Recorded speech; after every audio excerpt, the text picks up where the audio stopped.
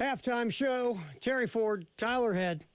We're rolling this baby up until 3 here on the game. We appreciate you if you're in Florence, Columbia, Myrtle Beach, anywhere on the 107.5 The Game app, streaming us on the Game TV. Whatever direction you're going, thank you very much for putting up with us today. All right, Tyler, there are days when we get into I never say this, and this is like everybody's got their own way. I never say there's nothing to talk about. No. Because there's always something to talk about. Sure. But some days more than others. There are these times in the sports calendar where there's not as much to talk about that's relevant to your market. Yes. We're not going to dive into the inner workings of the WNBA outside of what happens with Caitlin Clark and Reese when they play seemingly every third day. Yeah. Or, we're not going to be digging into everything that's going on in the world of professional soccer.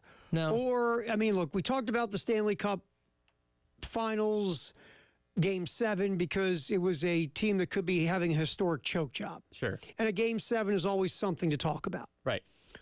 But we don't deep dive into these things because, quite frankly, and I'm not saying that no one in the audience cares because there's always people that care about these things. I love Stanley Cup playoff hockey.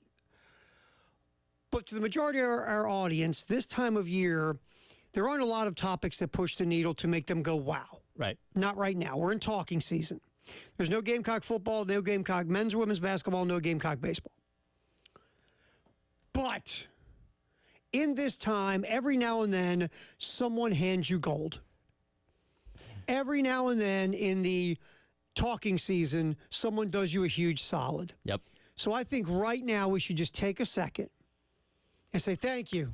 Thank you, Jim Schlossnagle. Thank you, sir. Thank you so much. We appreciate you.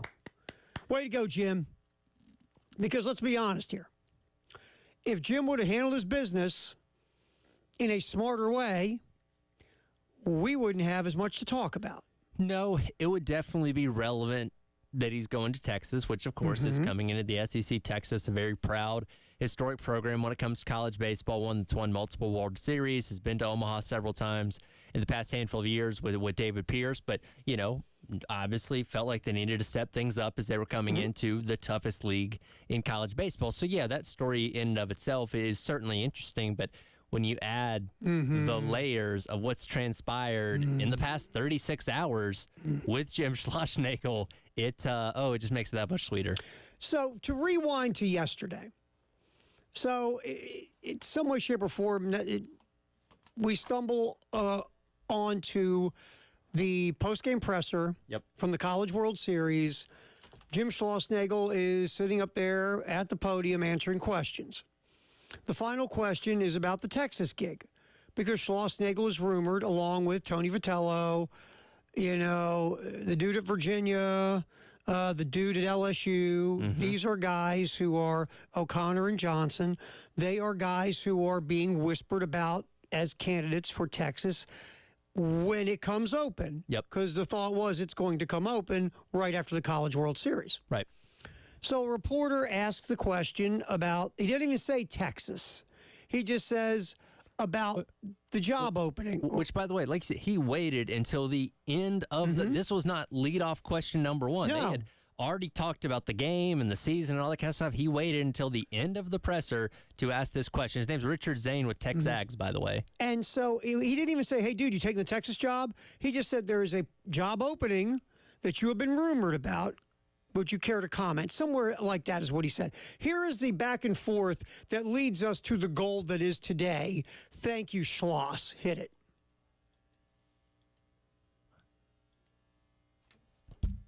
Yeah, I think it's pretty selfish of you to ask me that question, to be honest with you. But I left my family to be the coach at Texas A&M. I took the job at Texas A&M to never take another job again, and that hasn't changed in my mind. And that's unfair to talk about something like that. That'd be like you asking Montgomery if he's going to sign in the draft. But I understand you got to ask the question, but I gave up a big part of my life to come take this job, and I've poured every ounce of my soul in this job, and I've given this job every single ounce I can possibly give it. So write that. I love the Coach, thank you very much. Write that. Which that's him storming out after that question was answered, by the way. Write that. That's like, same to you, but more of it. Here's my thing. What did we do after we played that yesterday? We both almost at the same time said, you know, the one thing he did not state in that entire blathering? That I'm not going. That I'm not interested in the Texas job. Exactly. Or I'm not leaving for Texas. That is the quintessential word salad of taking 40 seconds to really say not a whole lot of anything. And you and I talked about this yesterday. And again, this was at the end of the press conference. And again, emotions are high. He'd obviously just lost the national championship. But the way to answer that question is, I understand why you're asking that. He even referenced, like, I get why you're asking me this question. So he acknowledges why the question is being asked. Right. But the right way to say it is, you know what? We're focused on today. We just lost the national championship. I'm concerned about my team, my guys, something along those lines. We'll talk about that in due time. Like, that's the way you answer that. You don't have to go after, and by the way, these are journalists who are doing their job of following up on pertinent information that was being widely reported on up to that point. Because, again, David Pierce being fired the day of the College World Series final is not a coincidence. The timing meant something. And when you're already hearing about the rumors of Schlossnagle being tied to the job, you say, heavy indication you might go there. Let's see what he has to say about it. But again, all you have to do, acknowledge it, say don't want to talk about that right now, and move on to the next thing. And that's all you had to do. But now you've made yourself look stupid and look like a slime ball, quite frankly. Yeah, and that's the problem. And it's so easy. Just what you said. It's just, look, we just lost the College World Series half an hour ago. I'm focused on the loss, and I'm focused on being there for my guys. Anything about anyone's future, we'll just talk about at a later date. Yep. But thank you for asking. Next question. Was that tough? No, not at all. That's not tough. How long did that take me? 10 seconds. And you move on. And then when you take the Texas gig, yes, you're leaving A&M for Texas, so the College Station crew, the cult, is going to want to burn you alive. Sure. Because they are on the message boards in general, from what I understand. But you don't add the extra layer of, wow, you're kind of a bleeper. Yeah. And you made yourself look stupid, like you said. And here's the thing. Because, again, some 12 hours later, you've contradicted everything that you just said in that 40-second clip. He had to have known he was going to take this job at that point in time. Sure. And as we've learned now, the conversation started before the NCAA tournament. Like, this wasn't something like, hey, going into the weekend, hey, you want to take this job, Jim? I don't know about that. Like, no. These were ongoing conversations. Maybe he didn't think this team was good enough to go all the way in Omaha. Maybe he thought, you know what, we're going to get bounced. Maybe we'll make it Omaha, but get bounced on Tuesday or something like that, and, we can make all this happen. And then it gets to the World Series Finals. You're like, oh, crap, I'm one game away from winning this program's first ever national championship. I'm not saying he went up there and threw the game on Monday or anything like that. That's not what happened here. But, maybe he didn't think that they were going to be this good to where he got put in a bit of a pickle and panicked. Or, and you have an interesting scenario, or the basic scenario of Chris Delaconte and Schlossnagle are boys from Delaconte hiring Schlossnagle at TCU. Yep. They got a good relationship. So I could see Delaconte, because they're friends, they talk. I could see Delaconte through their friendship and conversations or text messages or, Discord or however they do their thing. Hey, Schloss, if we were to make a move at Texas on Pierce, would you be interested? Well, Chris, C-Dog, Della Dog, CDC, Conte boy, whatever. You know what? It obviously is a fantastic job. Blah, blah, blah, blah, blah. Let me think about it, or who wouldn't be interested, or whatever. I could see those things in their conversations as buds. Sure. So could I see, honestly, this? Hey, Schloss, we're making a move on Pierce. I know the College World Series is about to start. We're going to let him go at the end of the season. I want to offer you the gig. I want you to be next coach at Texas. What do you say? And maybe Schloss goes, yeah, but now I got to go coach my team. Whatever. Sure. But so could I see that going on because they're buddies? Absolutely. I could see this being talked about, maybe even verbally agreed upon. Yep. At some point before, because there's talk again. This is done before the College World Series, like you said. Mm-hmm. So I could see because they are tight. They're friends. Does that affect how he coaches the College World Series? No, I don't. Obviously, they got the championship. They were playing for the championship. Yes. Obviously not. Is it a terrible look? Yep. And here's the sad part. Jim Schlossnagle is a phenomenal baseball coach. Oh, incredible. High level. Has taken TCU and Texas A&M to multiple College World Series. Yep. But you know what Jim Schlossnagle is going to be known for?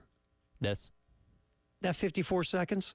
And when I think about, because here's the thing, if I'm a player at Texas A&M, he'd only been there for a handful of years. 3 years, I believe. And I'm sure in multiple trips to Omaha, by the way, I'm sure he sat in all those guys' living rooms talking to mom, dad, grandma, whoever, and said, you know what? I'm going to take your young man in.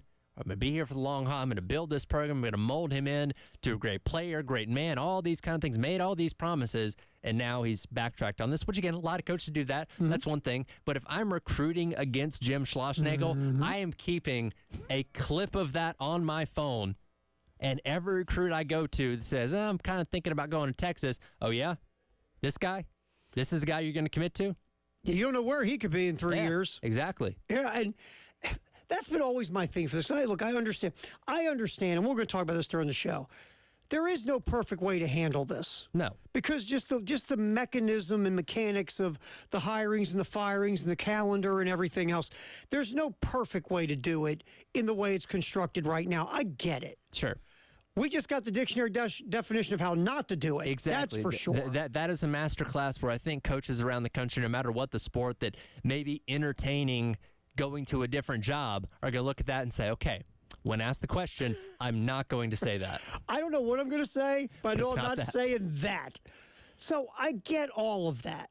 But my thing is, when you go into a living room of a kid's home, and you start talking about family, and I'm going to develop you, and like you said, make you a man. I'm going to be your father away from home. Trust, loyalty. You know, all these things that you go in there and you spew, you know, we're a family. And then 3 years later, hey, guys, I'm leaving this family for a family that's going to pay me more money. Yeah. Love you, though. Yeah. So I find there is just something hypocritically wrong in it for me, even though I understand all that why it goes on. Sure. It still comes down to you are going into the home of a family and explaining to them all those things you just said. And I'm going to be the parent and the mentor for you, and I'm going to take care of your son while he's with me and he's in good hands and all that other mumbo jumbo. And like you said, would they ever do this? Ready? Right? Let's play a game. Let's have some fun. Yeah. Okay. Hey, Tyler Head. Hey, Tyler Head's family. Yep. I want you to come and play for me at A&M. I've gone to the College World Series multiple times. I've got a bunch of guys who have been into the MLB draft. And you know what? In 3 years, I might leave for Texas. What was that last part? But all this stuff I just said, I might not even be around because Texas is a job I would love to have. Well, Coach, respectfully, I think I'm going to pursue options elsewhere. Because I know you can't go in and say it, but still, when you go in there with all that stuff, and then 3 years later or 2 years later, how about the guys that just came in this past year? Yeah. And then you get, and that's why, for me, no, you never hear me criticize the transfer portal or NIL or any of that stuff. Because once again, Tyler, who do these people learn from? The coaches. Yes. The grown-ups in college athletics have failed these young people by showing them the true meaning of it all. And what's the true meaning of it all? Take care of me. That's right. And that's just it. All right, we'll get back into this story some more and some great moments of other coaches who have not been quite truthful on their way out the door. Halftime show, Terry Ford, Tyler Head, till 3 on the game.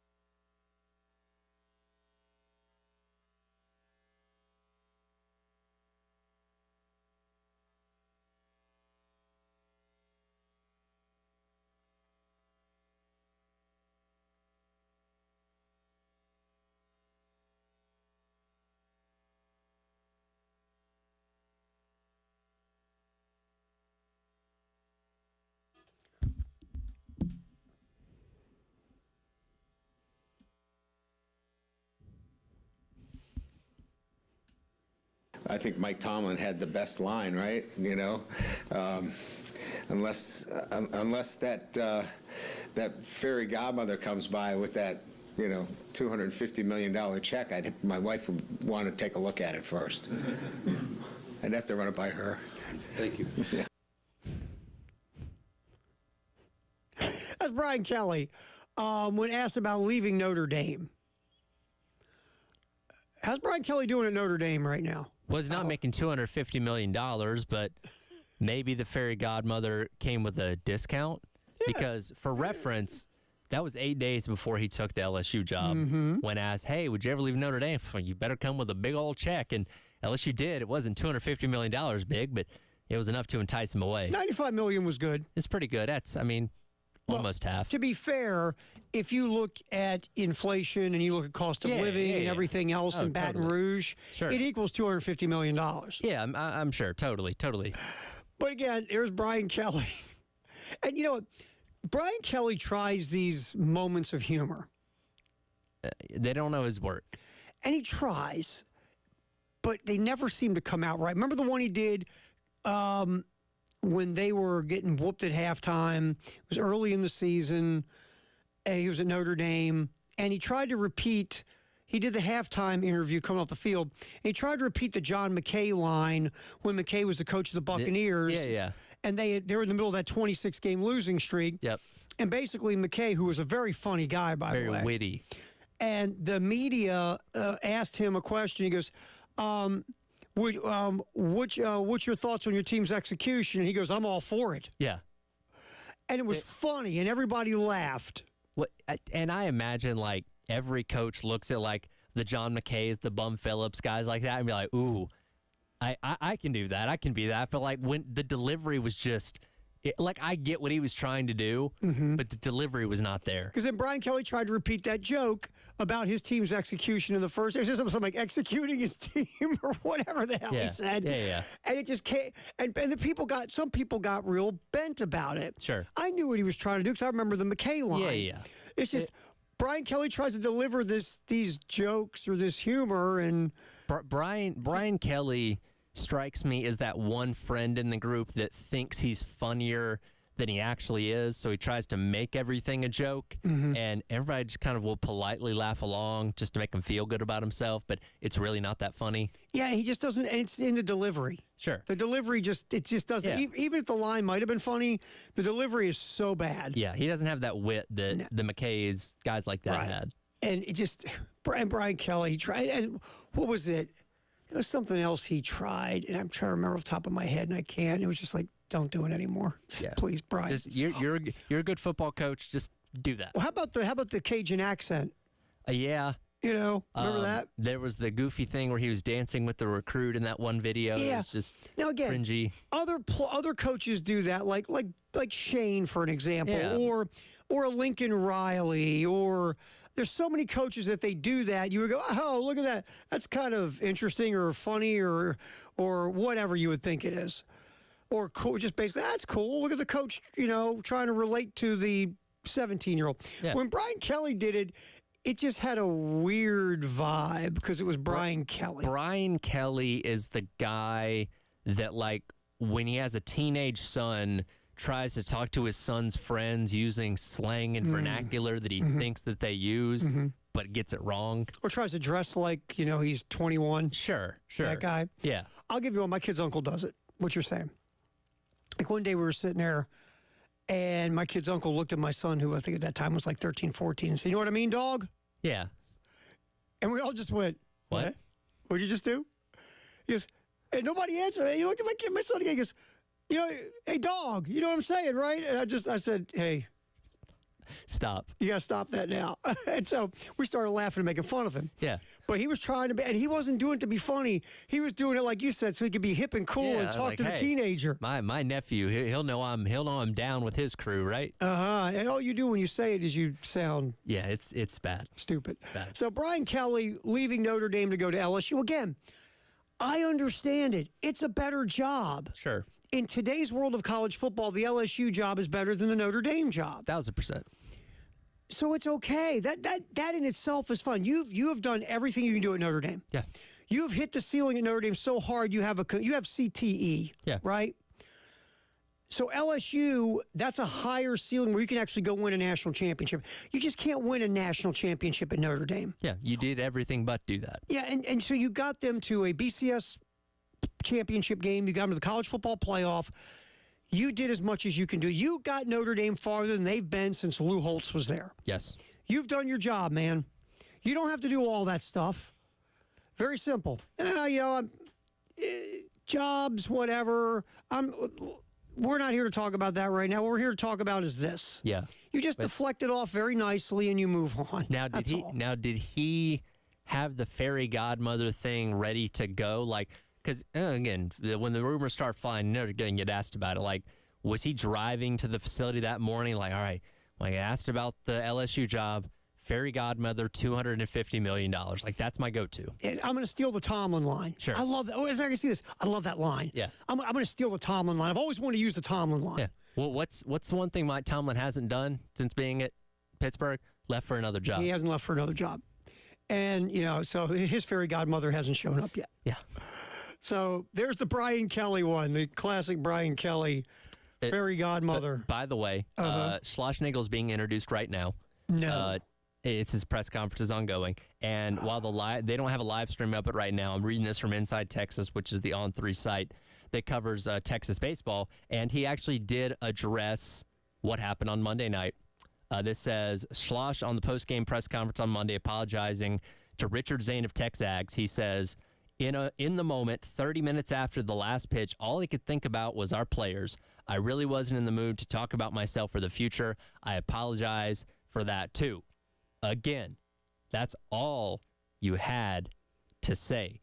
To insult him and to lay this out there like you're some kind of conquering hero. I gave up my family. I did this. I did that. Right. Was completely unnecessary. Hey, we just lost the national championship.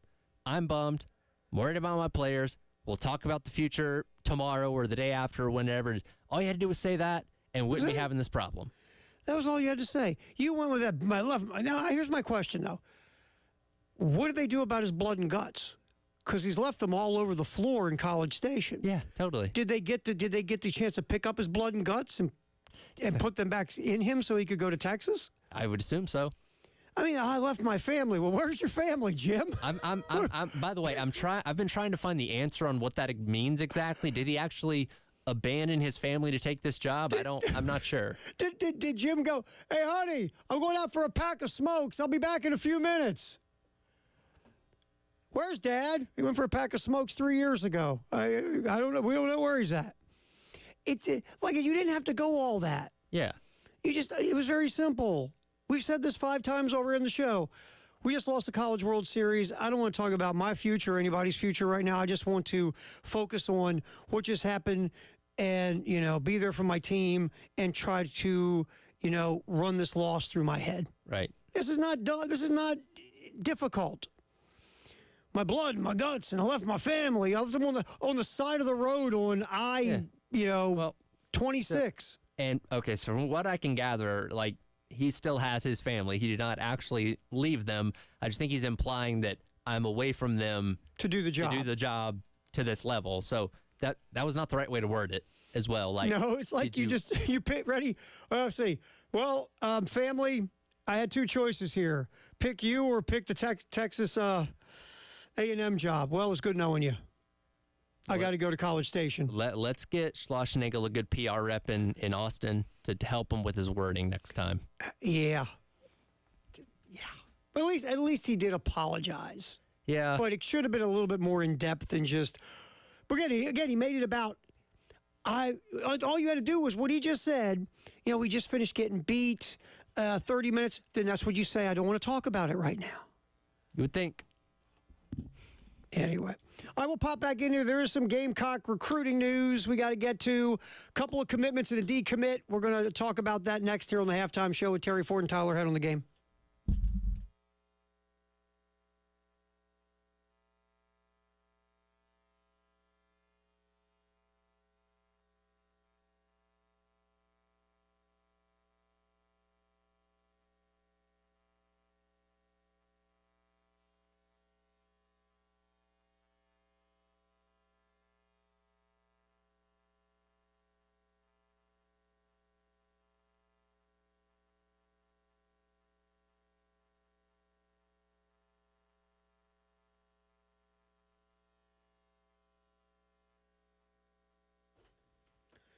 The Men's Clinic of South Carolina, Dr. Dan and the staff, what they do is they help you if you're a guy who's just not what you used to be. In whatever way you want to describe what you're not used to be, whether it's, your workouts, your recovery from workouts, just your drive of life in general. You can't remember stuff. You're not sleeping like you used to. Or whichever direction, or maybe it's all those directions you're going through. It could just be low testosterone. Maybe you're freaking out over nothing, thinking, oh, my God, am I going to die? What's wrong with me? No, it might be low testosterone. There's one way to find out. You call 803-875-MENS. You set a confidential consultation with Dr. Dan and the folks at the Men's Clinic. Tell them your story. If they think it could be low T, they'll do some lab work. And if it is low testosterone, they'll put you on a personalized program to get you back to feeling like you. 803-875-MENS, Men's Clinic of South Carolina. Get yourself back to being you again. Give them a call.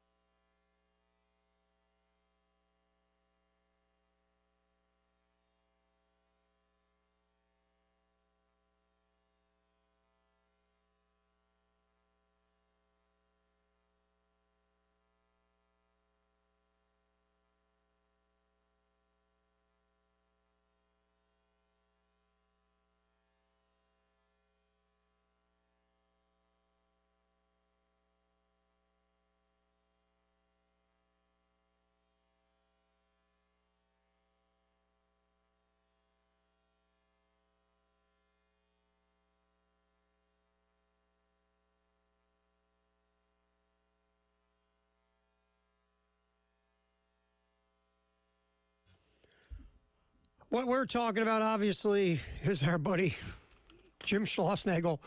And old Schloss taking the job at Texas, less than 24 hours after basically blasting a reporter and a presser, asking him, hey, you interested in the Texas job? And so Schloss gave us the gold that we will enjoy throughout the day today of coaches and their comments about not leaving places, and then they ended up doing what, Tyler? Leaving those places, which it's almost kind of like an iceberg, right? where you have the ones at the top. We'll get to Saban and guys like that everybody kind of well knows, but I took a deep dive. There are some ones that I'd forgotten about, ones I didn't know about. I didn't know about Tommy Tuberville's Pine Box comment from Ole Miss bound in '98, but yes. that is widely regarded as perhaps one of the biggest ones. Because man, these guys, they say some dumb things. Oh, and especially, Tommy Tuberville. Not quite to the level of Bobby Petrino. To be but not far. To be as dishonest as Tommy Tuberville is, he's in the right line of work. Yeah. Oh, yeah, absolutely. It's like because The Athletic had a great deep dive on some of these things because I kind of went down the wormhole a little bit today, looking at some of the other ones. And that's where I hit the Tommy Tuberville Pine Box one that I'd forgotten about it. About when he was going to leave. Are you going to go to Auburn? They got to take me out of Oxford in a pine box. So that's how you got to the Plains. Sure. Put you in a pine box and took you in a hearse. Is that the Pine Box? Is that the name of the plane that Auburn gave you to come? Pine Box 1. Right. So we'll get to more of these. We've got the great Arthur Blank, owner of the Falcons, comments on Bobby Petrino. Because we could do a show on Petrino alone. It was tough to pick one Petrino lie. But since we're talking about actually taking other jobs, I had to narrow it down to this one. But yes, the things he's lied about, and probably is still lying about, if we're being honest, could keep us here all day. Do you remember, because again, we all know that he put Post-it notes up everybody's locker leaving. And I know that his defensive coordinator at the time was Mike Zimmer, who went on to be the head coach of the Vikings. And I was told by people who had covered Zimmer that if you want to fire Zimmer up, just look at him and say, hey, Zim, tell us about Bobby Petrino. Hey. Zimmer, to this day, if he saw Bobby Petrino walking on the street and Zimmer was driving, he'd strangle him. Zimmer would run him over with the car and then kill him. And then back over him again. Yes, just to make sure he's dead. Yeah. Because Zimmer, to this day, has a hate for Bobby Petrino because of how he left all those people high and dry in Atlanta. The Petrino thing is so funny because, look, and coaches get fired all the time. Things don't end up working out. It's not a new thing, but very rarely, because the ownership is still the same. Arthur Blank's still the owner of the Falcons. Rich Parquet is still he's the president now. They moved his job title around a few different times, but a lot of the guys in the front office are still there from when Petrino was there. I've never heard anybody talk so negatively about a former head coach like they do about when Petrino was in Atlanta for really only like 6 months. But they're like, it felt like 3 years. Long enough to just realize, man, we really hate this guy. Yeah. I think there's a long line of, hey, we really hate this guy about Bobby Petrino. Yeah. Do you think the girl on the motorcycle hates him? Oh, what did she get out of it? Did she get anything out of that? I don't think so. I don't think so either. I don't think so. She probably hates him too. Yeah. So we're going to get to the Arthur Blank about Bobby Petrino here in just a little bit. And how ironic. Petrino and Tuberville were supposed to be friends. Makes right? sense. Well, it really does. Oh, wow, that was a slimy move, Tommy. Hold my beer. Okay, Bobby. They compare notes. Well, remember, Petrino was interviewed for Tuberville's gig on the tarmac. Yep. He also denied that, by the way. Are we stunned by that? No. That Bobby would deny it? So, again, that just shows you no honor among slime balls. No. That's all. And we'll get to the Arthur Blank comments here in a minute because this just, thank you, Schloss. Gold. All right, South Carolina. Recruiting news is a little busy. Jaquavius Dodd, South Carolina kid, Taylor's East Side, has committed to South Carolina. Or committed to South Carolina less than a week ago. It was a silent commitment, basically. And this one's interesting because, the young guy had double-digit sacks last year, and obviously he's got his senior year to play still. But Charles Power from On3 gave Dodd a 4-star ranking. I think most services give him a 3-star. But Power really likes him.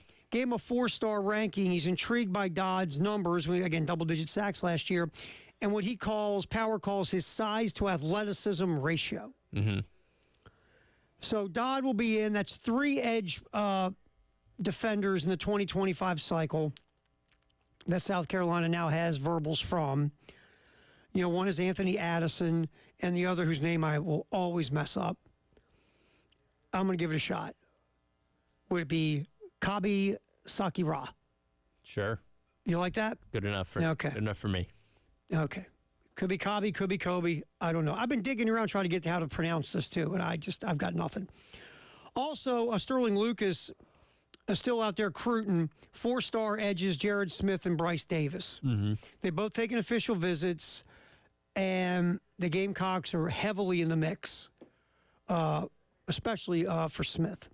So we'll see where that goes. That's a little bit of recruiting news for Dodd. Also, Tayshawn Alston, remember we talked about this yesterday. He was going to make his announcement at 6 p.m. last night. Yep. He did. He will verbal to South Carolina, 3-star linebacker. And if you hear Alston talk, he's like, they're going to use me like, Dallas uses Micah Parsons. I'm going to be on the edge rushing passer. I'll be playing a linebacker spot. I'll be moving all around the defense and the formation, setting up mismatches. So that's what Alston was talking about after he verbaled. Now, he canceled an official visit to Virginia Tech. North Carolina and Rutgers are also in the mix, but Alston has picked South Carolina. Again, if you look at rankings and things of that nature, Alston's not going to make you go woo, wow, but he's a 3-star guy with a lot of upside and a lot of high ceiling. And if you can develop him and he's going to play this specific way that he's talking about, maybe you got something. Yeah, he's got good size, 6'4", 232 pounds. Now he can put on some weight. And maybe you change his role a little bit depending on what his size is when he finally gets to South Carolina. But yeah, very, very versatile, multi-sport athlete, track guy, somebody that has good quickness. Talking about coming off the edge, having that good, quick first step, and somebody that you can use as a bit of a sideline-to-sideline type of linebacker as well. So, and again, this is a guy that won't be on campus for well over a year, assuming he stays committed to South Carolina. So, we'll see how they decide to use him when he finally gets here. And then the decommitment. 2026 4-star quarterback Landon Duckworth is decommitted from the Gamecocks. Duckworth was looked at as a top 50 overall prospect, number 13th quarterback, and number 9 recruit number 13th quarterback in the country, and the number 9 recruit in the state of Alabama in the 2026 cycle. Again, 4-star kid has decommitted. Does that mean he's never coming to South Carolina? No, it just means he's decommitted and reopened his recruitment, and we know how that goes. And again, with any of these kids, verbally committing means nothing. Right. Until they put name to paper, then the other coaches don't stop calling them. Exactly. So we'll see where all that goes. But for right now, Landon Duckworth has reopened his recruitment in the 2026 class. So that's what's going on South Carolina-wise in recruiting. All right, we will get back in here. Our Firehouse Sub text the hour at 803-404-6100. Also, we'll pop the Arthur Blank, reminiscing about the great Bobby Petrino era in Atlanta with the Falcons. We got all that coming up. Halftime show, Terry Ford, Tyler Head till 3 on the game.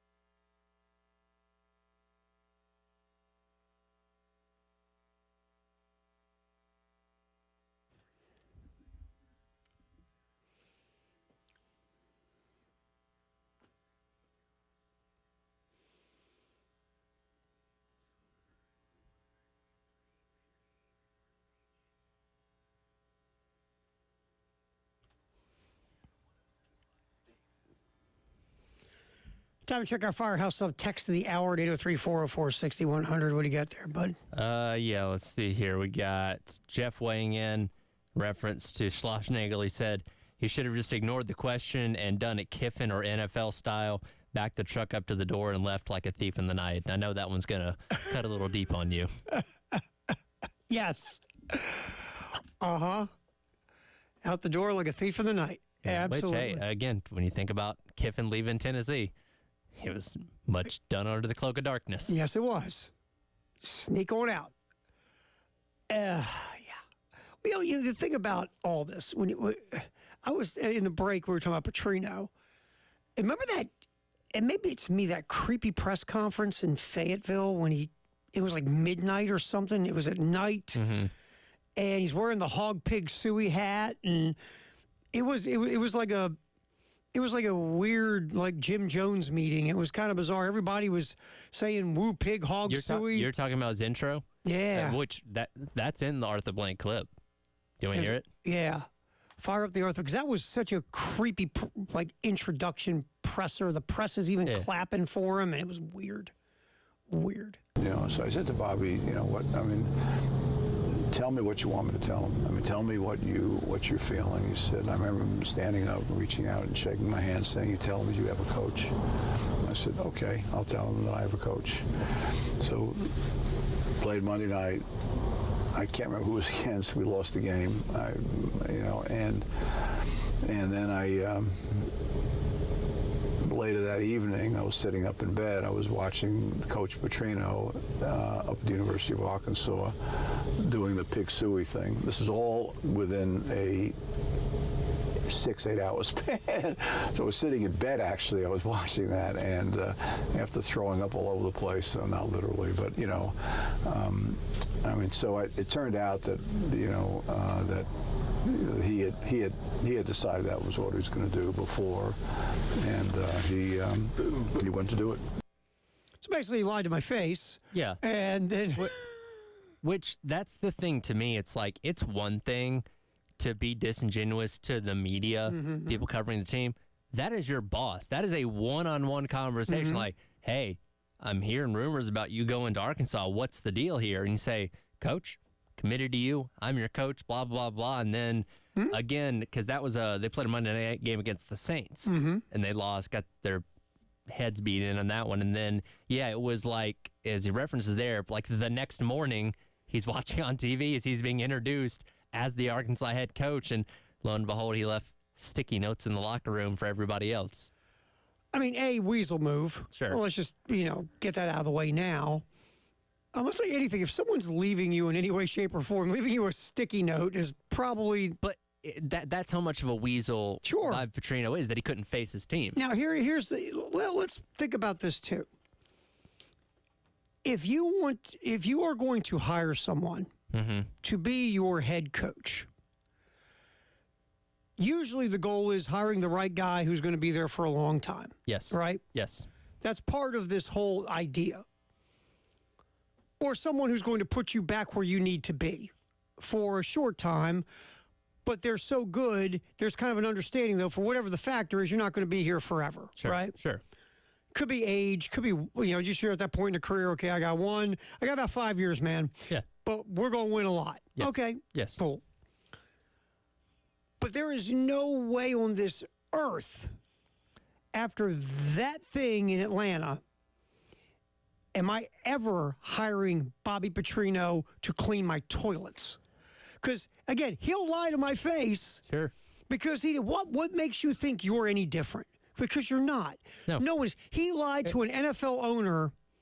He had an NFL head coaching job. Yeah. There's only 32 of these. Coaches kill for those jobs, right? Right. So he had one. He left that one. He'll leave anywhere. The worst part to me when it comes to Petrino is the fact that Louisville took him back a second time. Yes. Yeah. Like, and I get it, a different AD, different people in the administration, but the fact that they thought they were getting a different person after the other stops he had been at since leaving you was nothing but another trail of slime. Like, what'd you think? Right. That's who he is. That's what he is. Look at him. He still does it. He'll always do it. Remember, he was going to be the UNLV offensive coordinator for six minutes, and then what happened? Yeah, which, by the way, he's back in Arkansas for a second time now. Yeah. It just, this guy must be also a high-level fertilizer salesman. Yeah. High level. For sure. That's the only thing I can think of. Oh, it's sort of like, oh, honey, I'm different. Take me back. I'm not that man I used to be. Mm-hmm. I'm a different man now. I swear. Wait, I'm worse. That's different. Yeah. I'm ready. I'm a different man. I'm even more slimier than I was when I was here the first time. Oh, Bobby Petrino. But really, it worked out well for the Falcons. It did. Yeah. You went to a Super Bowl. You had some success. And Bobby Petrino is Bobby Petrino. Which, by the way, Pete Nakos of On3 is now reporting multiple Texas A&M players entering the transfer portal. Sure. That's the fallout of this. You had a program that was 2 runs away from winning a national championship. Mm-hmm. Coach, all the assistants gone, key players going to leave. You have gutted that entire team in College Station. Yeah. So whoever's going to take that gig, and look, they'll get somebody good because they got money. Sure. But look what's going on now. And whoever that guy is has got to run in here and put out all the fires. Yep. And can he keep everybody? We'll see. By the way, the portal closes soon. Yeah. So you got to hurry. Yep. Well, that's why I give Monty Lee props here.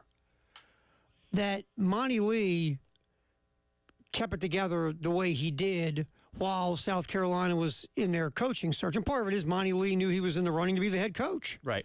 But Monty Lee did a really nice job of stopping the transfer portal from looking like, the Fansville commercial. Right. So now we're seeing what's going on in College Station, and yeah, good luck. Isn't it weird feeling sorry for people at College Station? Kind of is. It's kind of bizarre. All right, football in the 1 o'clock hour next on the Halftime Show.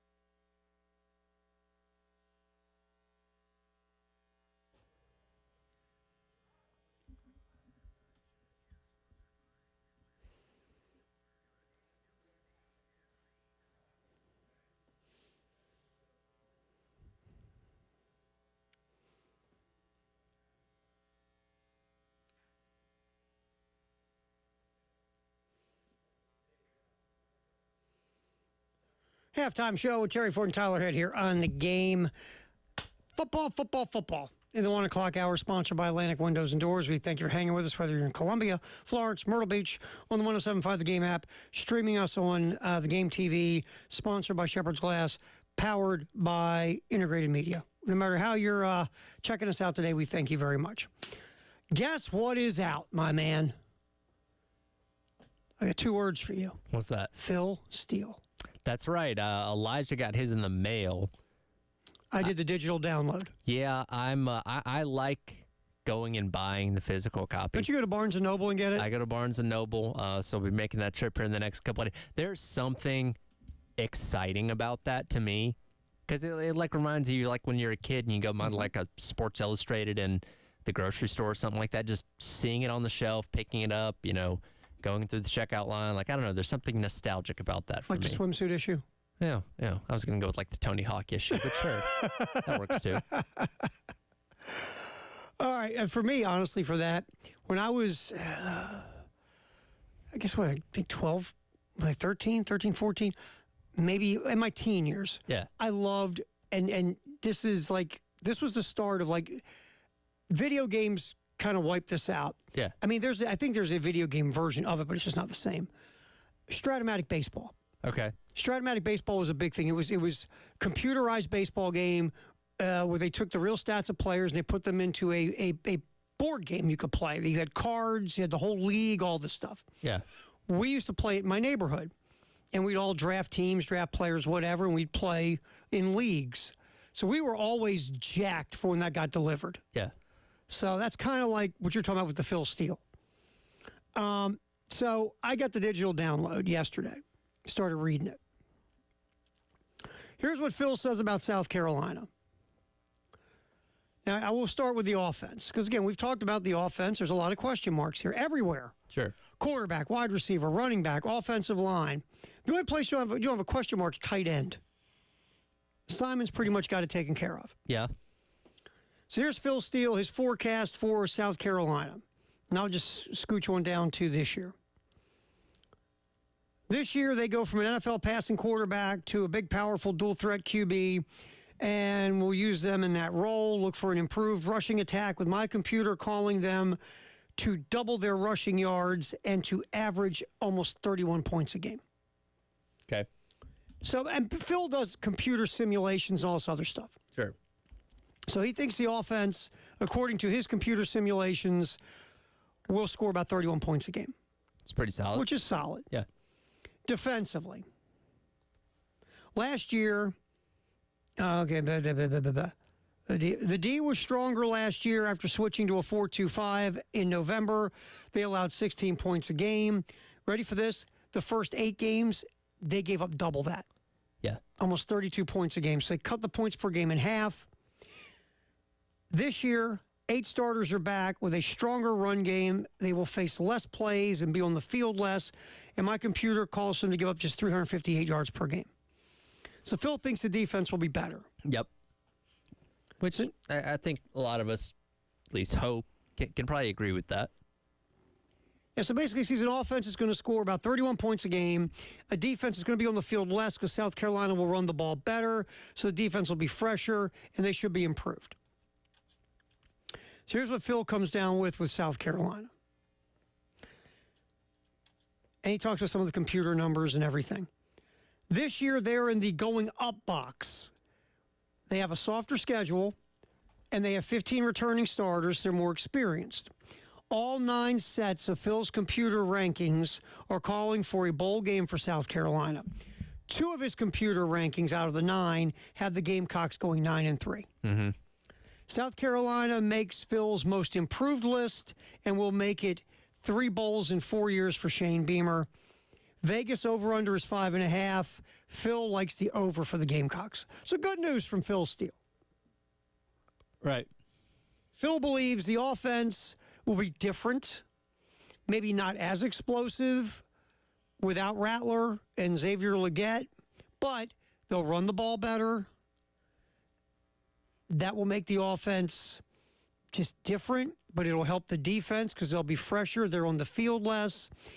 And if you kind of read between the lines here, if you're averaging 31 points a game, it feels like Lenora Sellers won't be overwhelmed and there won't be issues at quarterback. Yeah, probably not. And again, I think it's easy to look at what you have in the running back room alone and say that it's leaps and bounds better than what you had a season ago. Obviously, we hope the offensive line is going to improve. Just staying healthy would be enough of a benefit from where you were, a season ago that hopefully leads to having that run game, which Lenora Sellers is going to be very involved in with the way that he plays quarterback and the type of offense they're going to run with him, or what we assume they're going to run with him. So, really, you can't get a whole lot worse in some of these categories than where Carolina was a season ago, so you can only really go up from there.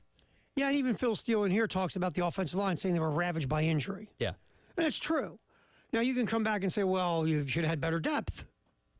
Okay. When you're getting down to your fourth options at some places, when you're bringing freshmen off the bench who you didn't want to play and really shouldn't be playing. When you didn't have enough for a second team in practice on your offensive line, depth be darned. There's not much you can do with that. It just, look, every now and then you have a year where you go into the year and you say, okay, we're okay in this position, in that position, and this position.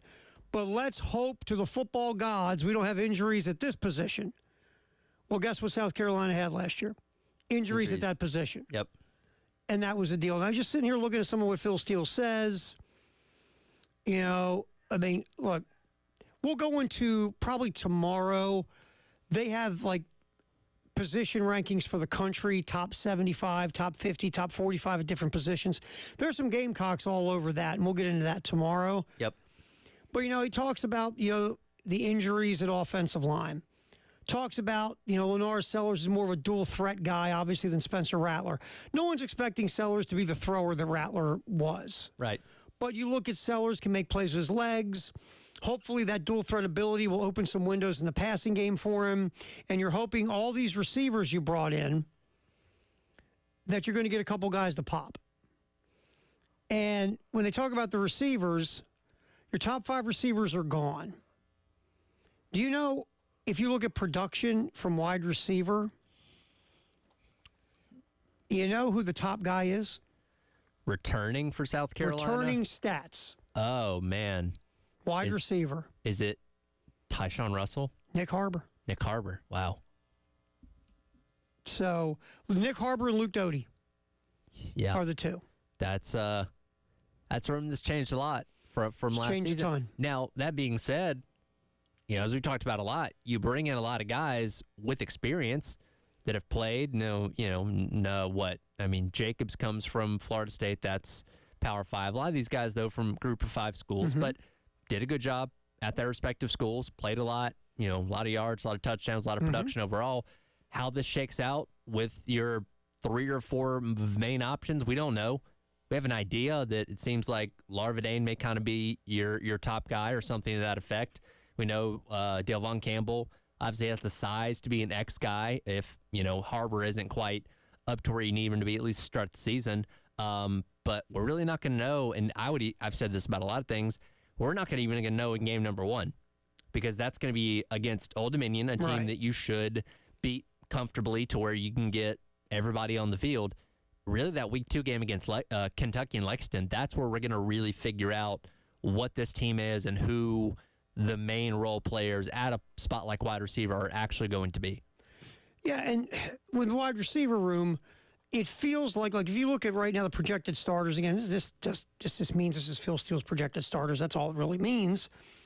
But Phil Steele has projected starters, Gage Larvadain, Jared Brown, and Nick Harbor. Now, again, you've got other guys in this room. We've talked about, obviously Campbell from Nevada, who's a 6'4" guy. Yep.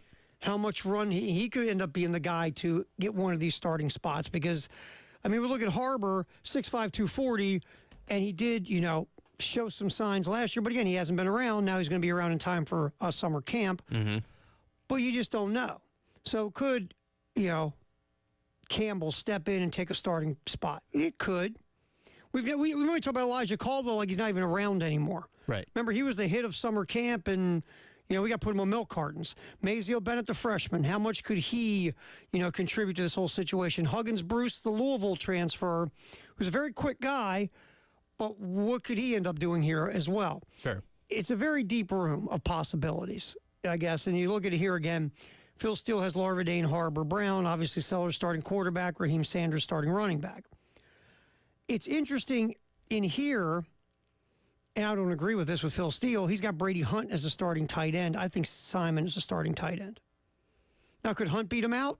Okay. But I think Simon, it's his gig right now going into camp. And, I mean, they use a lot of 2 tight end sets, so you're going to see those guys on the field together a lot. So starter, I mean, that's, when you're talking about tight end, that may even be kind of a loose way to refer to it as. I think that before it's over, Simon gets more snaps than Hunt through the season, but they're both going to be on the field. Probably so. Offensive line right now, you have Rashawn Lee with Ball and Kamar Bell, who we keep forgetting to talk about, the Florida Atlantic guy, as the starting guards. And then at tackle, Kason Henry and Josiah Thompson. Yep. So we'll see. It's tough to be a freshman starting left tackle in the SEC. Wouldn't be the first freshman to get thrown to the Wolves in the past couple of years. We obviously saw Triantro have to do that a season ago. Defensively, again, Phil Steele, the defense is so much deeper. And look, they're going to have a lot of rotating guys in this front 7, 8, 6, whatever you want to call it, the configuration. Phil Steele even talks about how linebackers this coming up year, 6 or 7 guys can play. Yeah. Last year you had 2 or 3 rotating. Now you got 6 or 7. Dylan Stewart, Alex Huntley, Tonka Hemingway, Kyle Kennard is who he has starting up front, if you're going by a traditional type of defense.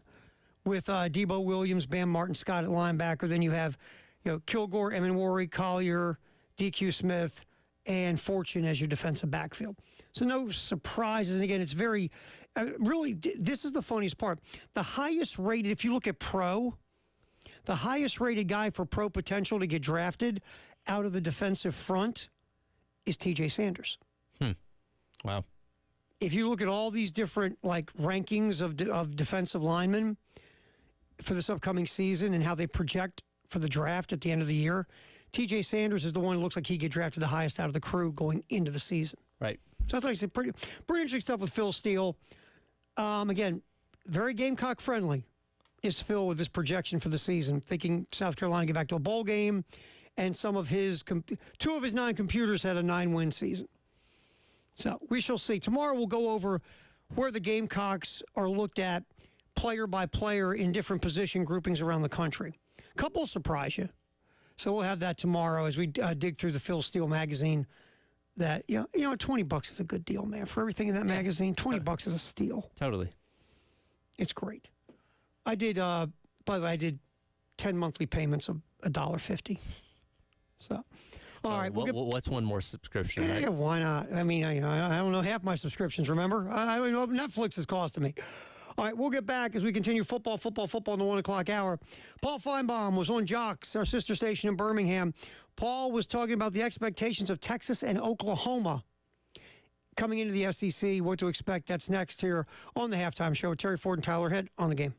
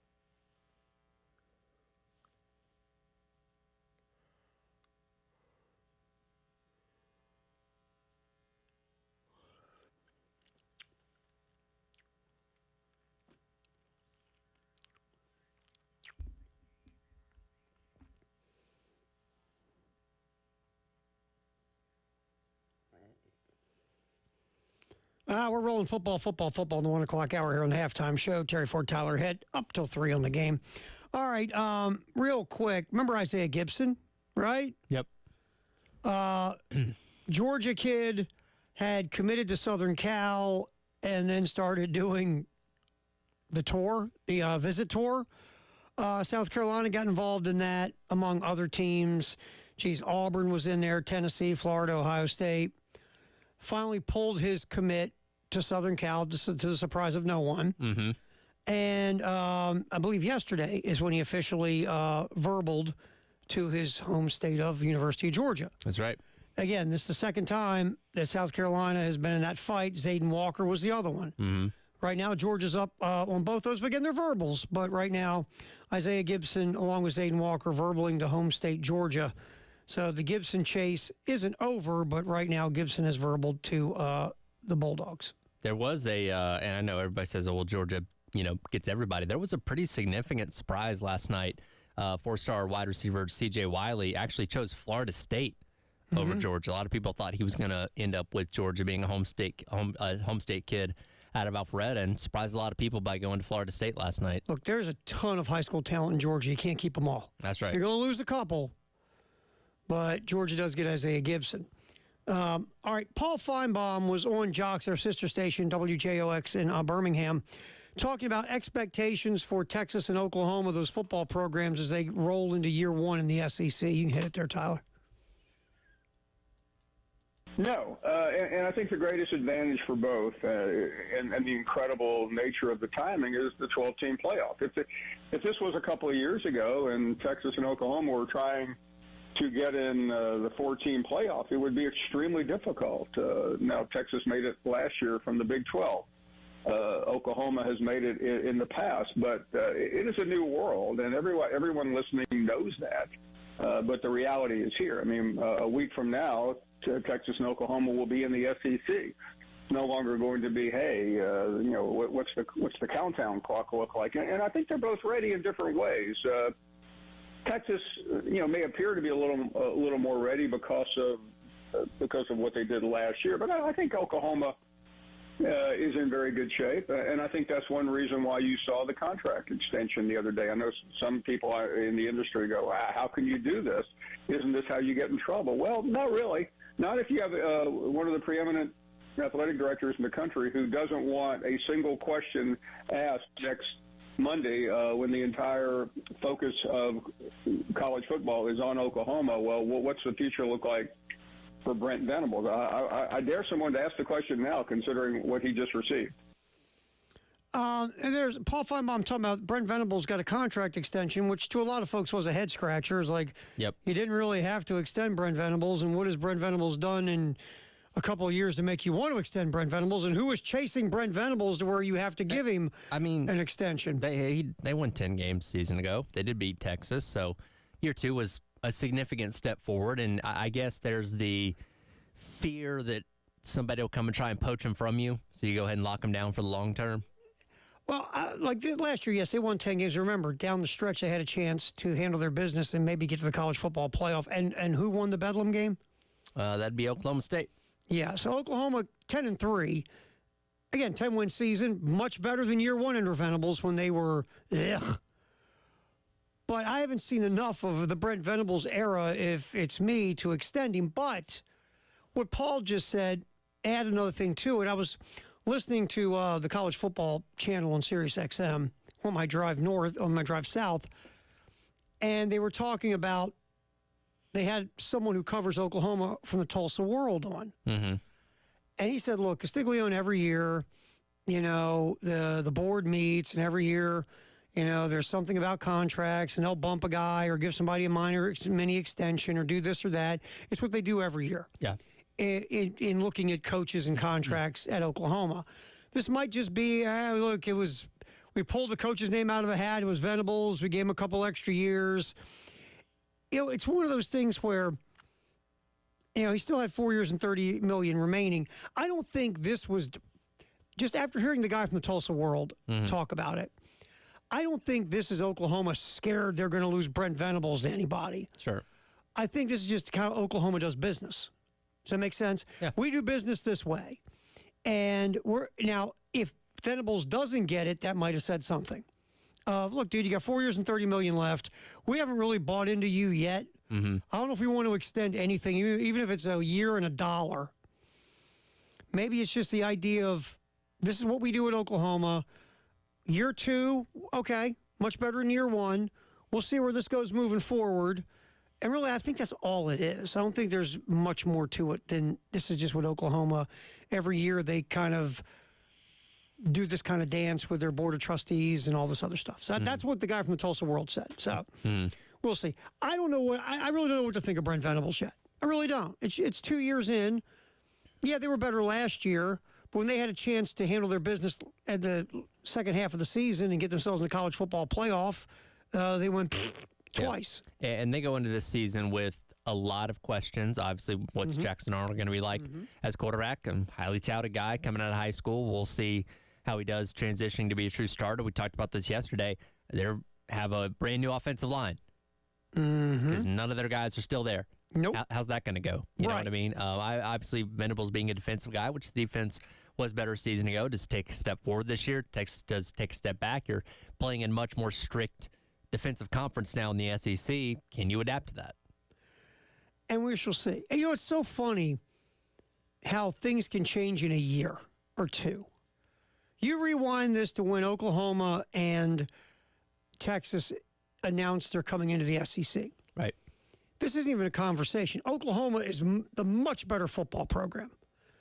They've been to the college football playoff multiple times. Lincoln Riley's got it cooking in Norman, taking, a fine program from Bob Stoops, and he's just chugging along. Texas can't get out of their own way, upside down horns, whatever. Yeah.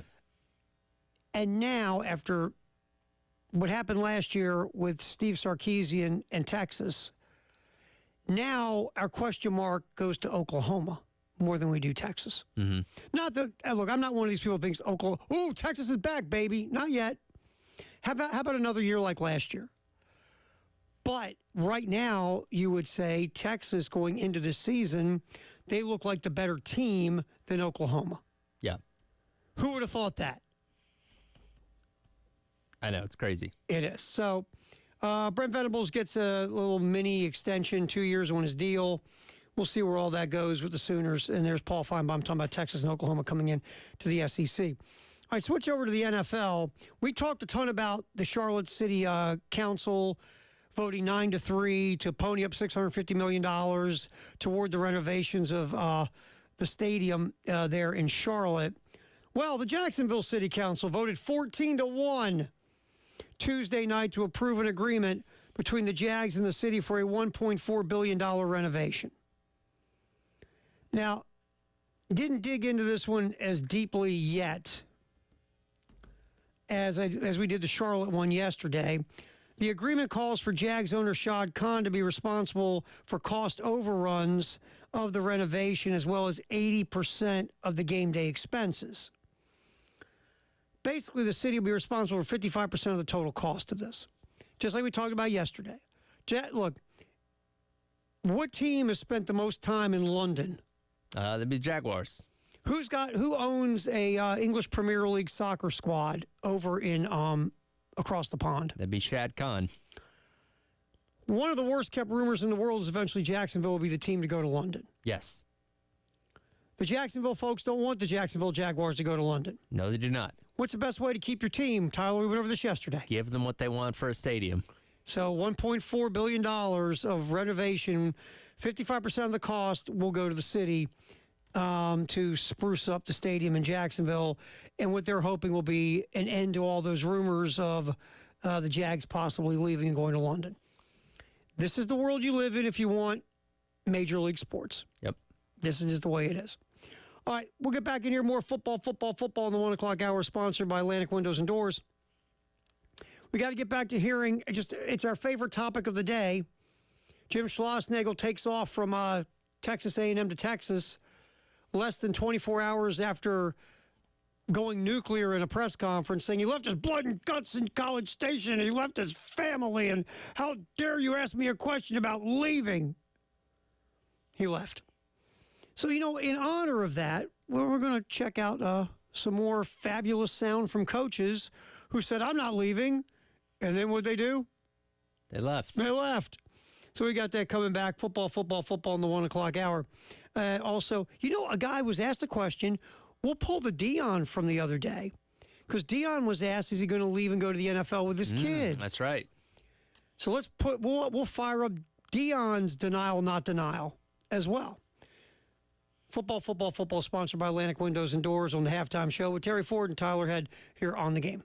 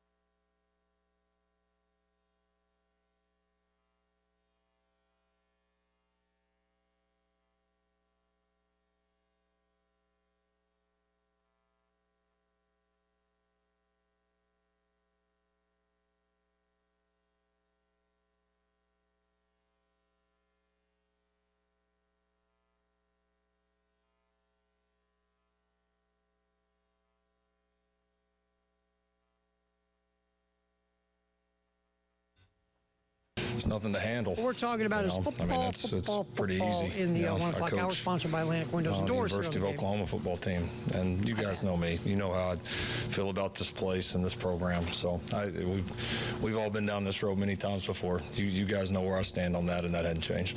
Play it again. Just play it again. Oh, God. It's nothing to handle.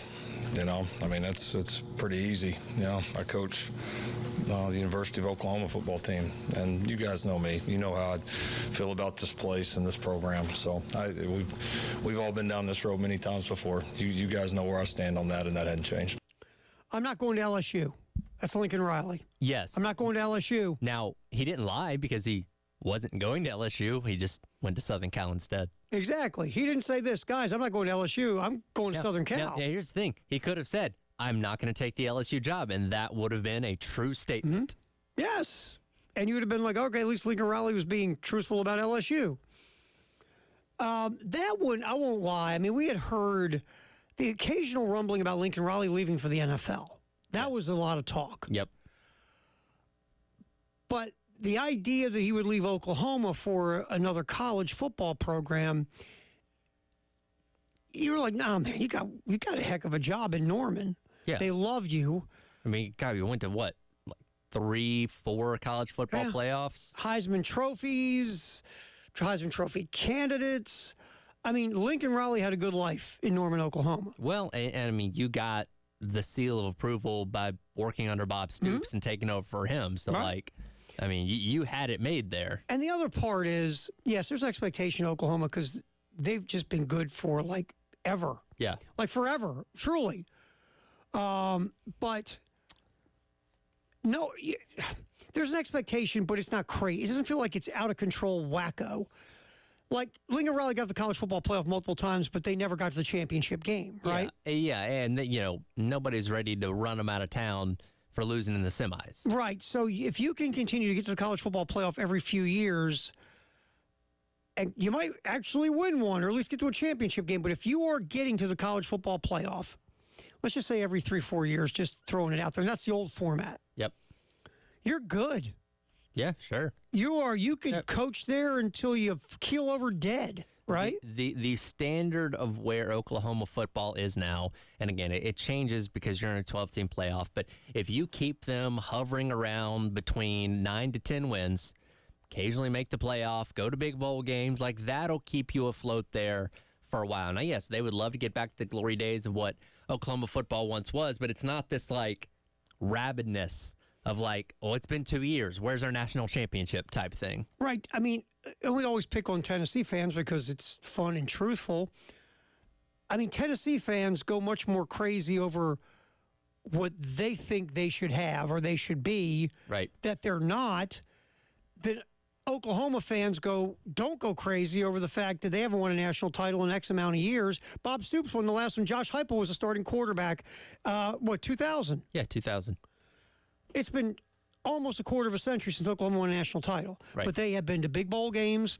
They've been in the college football playoff multiple times. So that fan base is like, oh, we keep knocking on the door. Eventually, we'll get the stupid thing open again. Sure. Tennessee acts like they have Oklahoma's resume. Yeah. They really do. Yeah.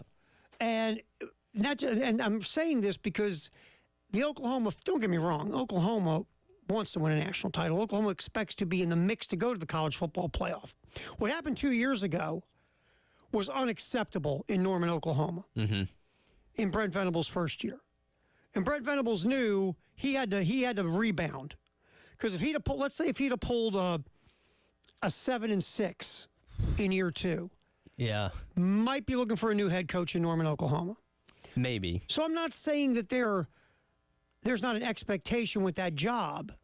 And Joe Castiglione is one of the best ADs in the country at Oklahoma. But what I'm saying is they aren't loony. Not as loony. No, you can stay there and do what Lincoln Riley did and just be there. Sure. So Lincoln Riley, and I get it, money, and I think there was a thing with Lincoln Riley. There might have been something in Lincoln Riley's DNA that said, this is Bob Stoops' program I took. I want my program now. Yeah. Now, I don't think he's ever allowed back in the city of Norman ever again. Nope. Or it's one of those things like if you're at, if you step out of outside like the embassy or something and you get arrested. Like it's one of those things. If he steps foot in Norman, they're supposed to arrest him on site for the bridges that he burned on his way out. I'll say this: you hope all they do is arrest you. Yeah, it could be a whole lot worse. Just like Jim Schlossnagle, I don't think he'll be vacationing in College Station. Yeah. Or going back to A&M games to sit and relax and watch an A&M game. No. I think Schloss is dead to the folks at Texas A&M. By the Just way, like Lincoln Riley's dead to the folks at Oklahoma. I've been advocating for it all day. A&M versus Texas baseball next year. Better be in College It's Station. got to be, right? I mean, you've got to do that if you're the SEC, don't you? You have to. I mean, that'd be gold. That would be just gold. But, you know, with the Lincoln Riley thing, and I say this all the time about Lincoln Riley, I get why Southern Cal would want him. I understand. You look at the resume, look what they've done, high-powered offenses, college football playoff, Heisman Trophy winners / Heisman Trophy candidates. I understand it. But you're going to Southern Cal to rebuild the program. Yes. What in Lincoln Riley's resume says he can build a program? Nothing. Zip. Nada. You and I have built as many programs as Lincoln Riley. Yes. Now, Lincoln Riley did a phenomenal job taking a really good upper-level program and continuing it on that path. Yeah. But he hadn't built anything. No, and I think this year is really going to be the best opportunity to learn what Lincoln Riley is made of. Yeah. Because he doesn't have the future #1 overall pick. He doesn't have the Heisman Trophy winner at quarterback. This is a team that finally is deciding, hey, we should probably try and play that thing called defense. Try to stop somebody? Yeah, but still, that's not going to be an overnight thing. They're still going to have their growing pains with that. So we're really going to learn what Lincoln Riley's made of this season. All right, we're talking about coaches leaving the wrong way like Schloss at Texas A&M. The Athletic had a great deep dive on this. One of them is Todd Graham. Mm-hmm. Now, if you follow college football, you know Todd Graham was a job hopper there for a while earlier in the new millennium. So Todd Graham went from Tulsa to Pitt. He was at Tulsa maybe, 4 years roughly. Went to Pitt for a year. This is a great story. Todd Dodge was in a Chattanooga airport, December 14, 2011. Dodge was in his first season as quarterbacks coach for the Pitt Panthers under Todd Graham. So he was at North Texas for 4 years, and now he's at Pitt, quarterback coach, and he's out recruiting, okay? Yep. So he was in Tennessee visiting, a commit. He stepped off the plane wearing his Pitt polo, travel bag. He strolls down the airport concourse to get his rental car, looks up at a TV. ESPN's on the TV. He looks at the ticker, and it says this: Pitt head coach Todd Graham leaving to go to Arizona State. What a way to find out, huh? That's the way he found out. And by the way, according to this article in The Athletic, to this day, Todd Graham has never talked to him. Man. Classy guy. See, that's the thing, too, is like some of these coaches don't even, like we talked about the Petrino thing, they don't even address the team. No. It's like, I'm gone. And from what I gather, I don't know if Schlossnagle necessarily told his team either. I don't know if there was like a formal sit down. I think he's left. We haven't heard anything that he sat down and told his team anything. Which, by the way, they rode a bus to Omaha, by the way. So he had Did you say he had a lot of time to bus ride, from what I understand. He could have gone one by one and talked to them. Yes. That's how much time he had. Ooh, talk about burning some bridges. One last thing to this story. Back in Pittsburgh, the players woke up and had a text message forwarded from the assistant athletic director for football operations, Chuck LaSala. Here's the text message read: I have resigned my position at Pitt in the best interest of my family to pursue the head coaching position at Arizona State. Coaching there has always been a dream of ours and my family there. The timing of the circumstances have prohibited me from telling you this directly. I am now on my way to Tempe to continue those discussions. God bless Coach Graham. Now, Graham said he was told by the Arizona State people he had to do things this way. You know what? If you want me, you got to let me do things my way, or I'm not coming. I got a job. I don't need your job. I got one. Classy Todd Graham. By the way, he's not coaching anymore. No, he's not. All right, we'll get back in here. Firehouse Subtext, the hour, 803-404-6100. It is football in the 1 o'clock hour, sponsored by Atlantic Windows and Doors. Here on the Halftime Show, Terry Ford, Tyler Head on the game.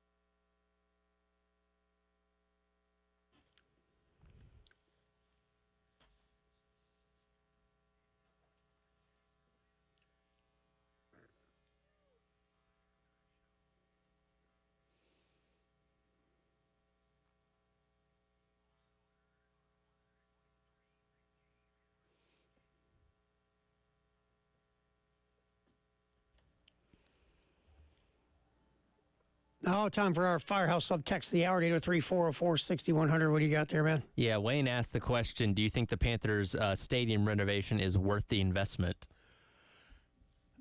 Yeah, just for what we've talked about. I mean, it's not about David Tepper.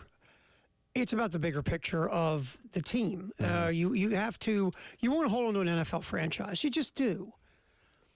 As much as, look, in a perfect world, if we sat down, right, and we said, okay, would you rather have your city spend $650 million on schools, infrastructure / roadways, or a really bad football team with a horrifically awful owner? You're most likely going to take C as C, right? Sure. Schools are kind of important. The roads you drive on, the infrastructure you live in is kind of important. Yeah. The day-to-day of the Carolina Panthers and their goofy owner, not as important as the school your kid goes to. Right. But because the world you live in and you look at how having an NFL team can affect you financially, yeah, you're spending $650 million, but how much money are you going to make on that team over the year by year by year in your city? Well, it's jobs, it's tourist dollars, it's entertainment, and having a up-to-date NFL stadium brings concerts, brings other events. Now, I know they had originally kind of pushed for a roof so they could maybe have like a Super Bowl, maybe Final Fours, things like that. That doesn't seem to be in the offing as of right now. Maybe that comes a little bit later on, but you have a lot of high-level events, Taylor Swift concerts, those kind of things that will come to your city if you have an up-to-date NFL stadium, which, again, you want the Panthers to be good. Obviously, like that would only help bring in more money and more interest in the team. But even if they're not great, as long as they're still there, they are doing a good service to the city. So, Wayne, I think it's bigger than just the Panthers. You want the stadium renovated for other reasons as well, because you want a state-of-the-art facility. Sure. But you also want to keep an NFL team. And look, this guy, let's be just blunt, David Tepper could give a bleep about Charlotte. No, of course not. Or the state of North Carolina, hell, the state of South Carolina. He had a team that he bought for pennies on the dollar when they made Jerry Richardson sell however many years ago it was, got an amazing deal on it. And if he were to turn around and sell it now, it'd be worth 10 times as much. Sure. And at the end of the day, this guy just cares about that. He cares about himself, his checkbook, what he's getting from the city of Charlotte because he's the owner of the NFL team. And what local restaurants put on their board on draft night. Yep. And how can I totally help mess up the team facility in Rock Hill? I mean, he just cares about he cares about getting a new stadium. Yes. That's what, and he cares about paying as little as possible for it out of his own pocket. Right. So this isn't about appeasing David Tepper. It's about you taking care of you, and you want an NFL team in Charlotte for the reasons we've talked about. So, and to have a state-of-the-art facility, because that's going to be important too. I just thought about this as we're talking. Man, if you're a Charlotte sports fan, your professional sports suck. It has not been easy. Who's got it worse right now, city-wise, with teams? Total professional sports winning percentage by city. Ooh. Could Charlotte be the worst right now with the Hornets and the Panthers? I'm struggling to think of one that could be worse as of right now. Because, and look, there's a lot of cities that you have 4 professional sports teams. So even if 1 or 2 of them are bad, the other 2 may not be. So let's go with having at least 2 franchises in your city, multiple franchises. Yeah. I really can't think of any that would be worse. I can't off the top of my head. Charlotte might be, and they got a soccer team that I think is good, but we don't count that towards the big ones. But Charlotte might be the worst professional sports city in America right now. When it comes to results on the field or the court or whatever, they might be the worst. That's a really good point. That's brutal. That is. Hey, congratulations, Charlotte. And you look, that's the thing too. Tepper, bad owner. Michael Jordan, bad owner. I mean, Jordan's out now, but everybody thought, he saw that ship was sinking. Oh, he's not. He jumped on the lifeboat quick. I mean, Jordan, just because you're an iconically great player doesn't mean you're going to be great at being a GM or a coach or an owner or any of that stuff. And Jordan has shown you he's not a good GM. He's not a good owner, not a good president of basketball operations. Now, if Jordan could suit up for the team, it might help. You get Jordan in his bit. prime, Sure. you got something. But yeah, from the executive standpoint, it didn't work. And look, I'm an MJ guy. I'm just being honest. Sure. We can't be great at everything. No, and so ownership in Charlotte, the George Shinn thing went sideways because of stuff George was doing away from the owner's office, or maybe in the owner's office. I don't know. Well, I think the Charlotte Knights, the minor league team that Kendall works for, I think they're good. There we go. So there you go. There's something. We'll have to investigate this. Yeah. But it feels like Charlotte's got the worst winning percentage of all the cities with 2 professional sports franchises. What's trending at 2 is next here on The Game.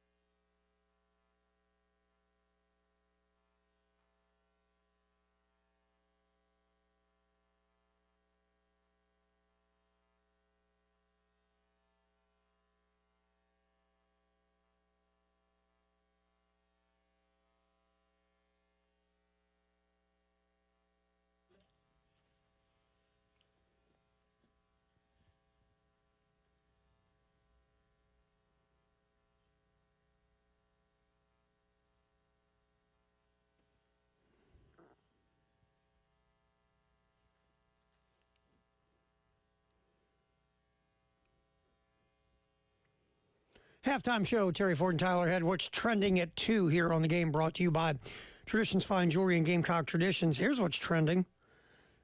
Cole Messina, South Carolina junior catcher, winner of the Johnny Bench Award for 2024. That's right. Hard to argue with that. One of the best catchers in the nation. As we talked about the other day, it does seem that his time here at South Carolina has come to an end, but man, what a very important player he's been to this program over the past couple of years. Yeah, and you look at how well he has played the last 2 seasons and just the monster SEC tournament that he had, and then you look at the projections. Like ESPN, in their mock draft, had him going 67th overall. Mm-hmm. That slot's a 7-figure slot. Yep. And if Messina does go somewhere in that neighborhood and gets a 7-figure deal per the slot, or maybe gets more because someone has scraped up more money to give him because he can come back to school. I mean, and plus you saw his tweet. Mm-hmm. I think Cole Messina's played his last game in South Carolina, and that's great. That's fine. That's not a criticism. Go get him, brother. Completely understandable. Yep. And like we said, I don't know how much higher you could go by coming back for another year. I mean, the only real thing you'd be chasing after at that point is a trip to Omaha, which obviously he's not gotten the opportunity to do. And, I completely understand, and I think he's going to hopefully have a great career at the next level. And, again, I think people will always – he's one of those guys that I think people are going to talk about for a long time, will always have a love and appreciation for that, classic, you only have to buy a meal in Columbia again type of guy, because there's just such admiration for, the player that he was, but also just his grittiness and toughness and all that kind of stuff. Yeah, leadership-wise, I mean, Messina did a lot of good at South Carolina. So congratulations, 2024 Johnny Bench Award winners Cole Messina. So the NBA draft starts tonight. Not looked at as a great draft. No. There's no generational talent in it. There's no, wow, this guy could help transform a franchise kind of player. And I get why the NBA schedule is the way that it is, but we praise the NFL so much for the way that their offseason is laid out, where they give you time after the Super Bowl, let you breathe, let you start to miss the game a little bit, and then you get hyped up for the draft, right? Or the combine and all that kind of stuff, get hyped up for the draft, free agency, and all those kind of things. And they pepper it in throughout the offseason to keep you interested. People are exhausted of basketball right now. You just watched the onslaught of the 8-month-long playoffs. You watched a pretty dull overall NBA Finals, and now it's like a week and a half later, okay, now we're getting the draft. Like, it doesn't pop the same way. No, and I know the NBA is trying. They're stretching it to 2 days. This year it's interesting because more people will probably watch day 2 to see if the Lakers actually take LeBron James' kid with that 55th pick.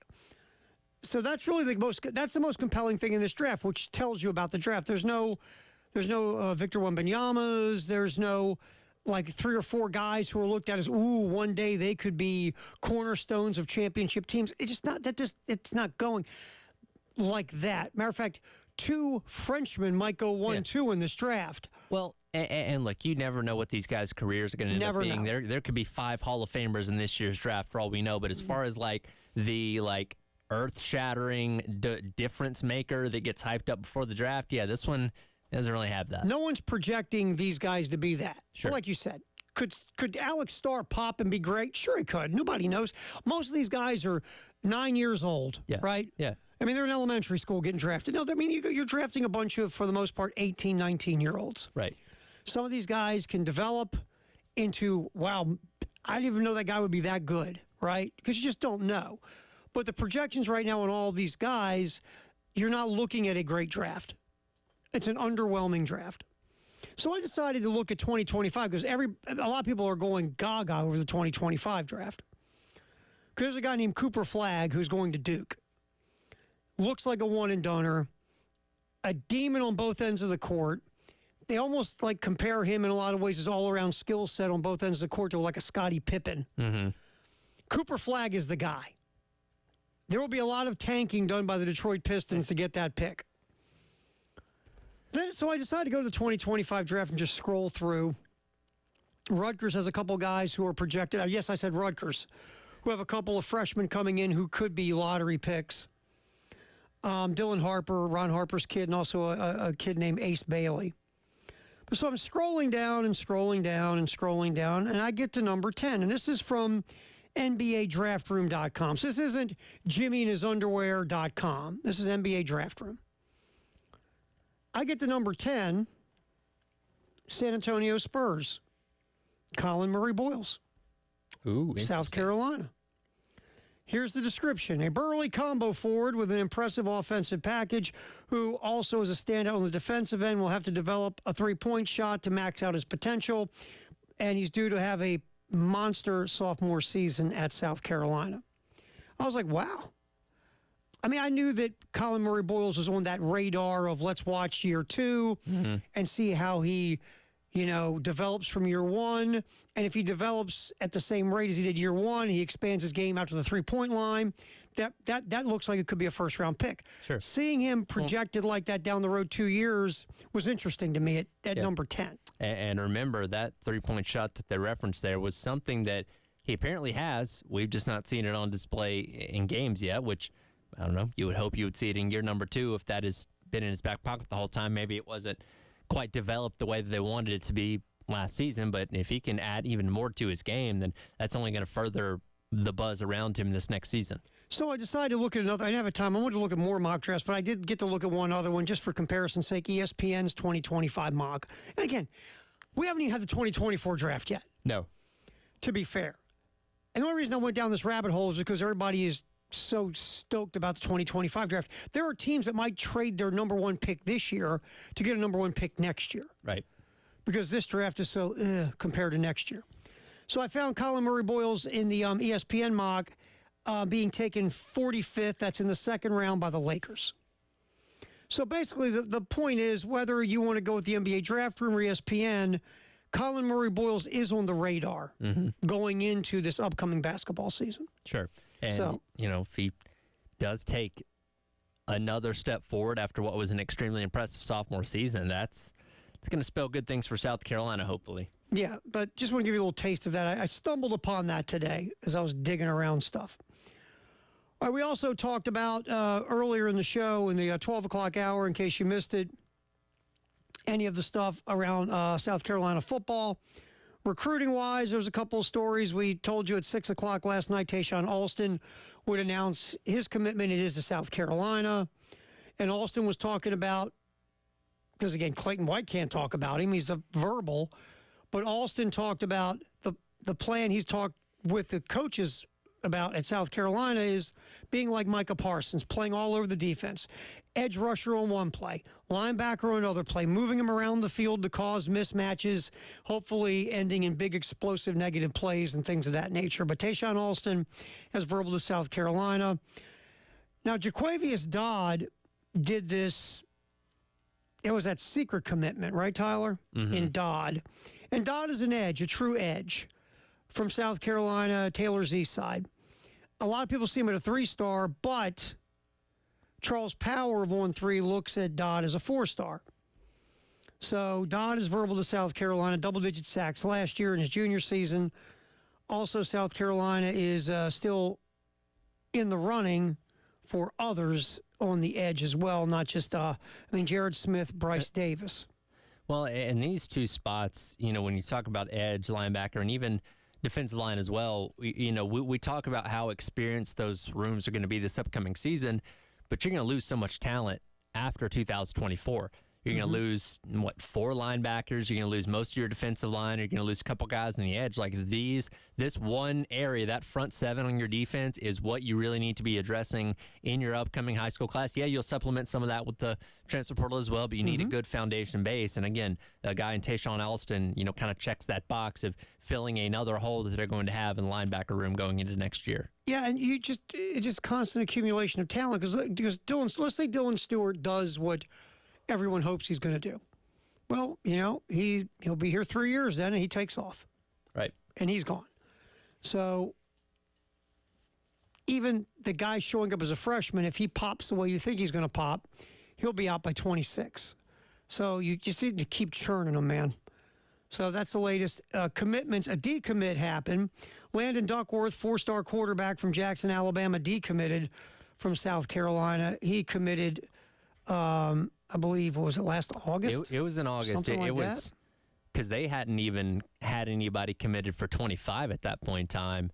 And he went ahead and said, yeah, sign me up for 26. So, and what's Chris talking about? That was a little early. So, and obviously there's a long time between now and signing day for the 2026 class. And it seems that face value to be a direct response to Cutter Woods flipping from Wake Forest to Carolina, which now means South Carolina has a quarterback in the 25 class. But Wes and Chris did indicate there were some rumblings before that even happened that Duckworth might open up his commitment once again, which is what happened. And I mean, he could always come back in the fold and commit again later down the line. But for now, you've lost the one quarterback you had in the 26th cycle, which again, Carolina's now looking at other options at quarterback, and I'm sure they're going to, regardless, land somebody before that class is done with. And you always want to pull a kid a class. We talked about this yesterday. But think about this for a minute. This is where all of the recruiting is gone and the craziness that we deal with. We're talking about a dude in the 2026 class. Yeah.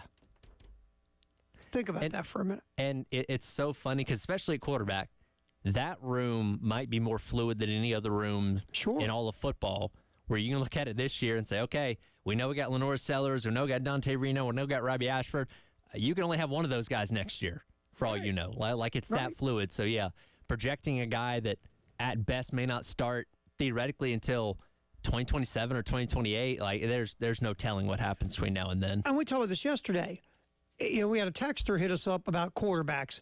This is not just every quarterback. I mean, you got 5-star quarterbacks from last year like Dante Moore and Malachi Nelson, Moore at UCLA, Nelson at Southern Cal, have already gone to school too. Yep. They did 1 year at their respective schools, and they pieced out. Moore went to Oregon. I believe Nelson went to Boise State. Yep.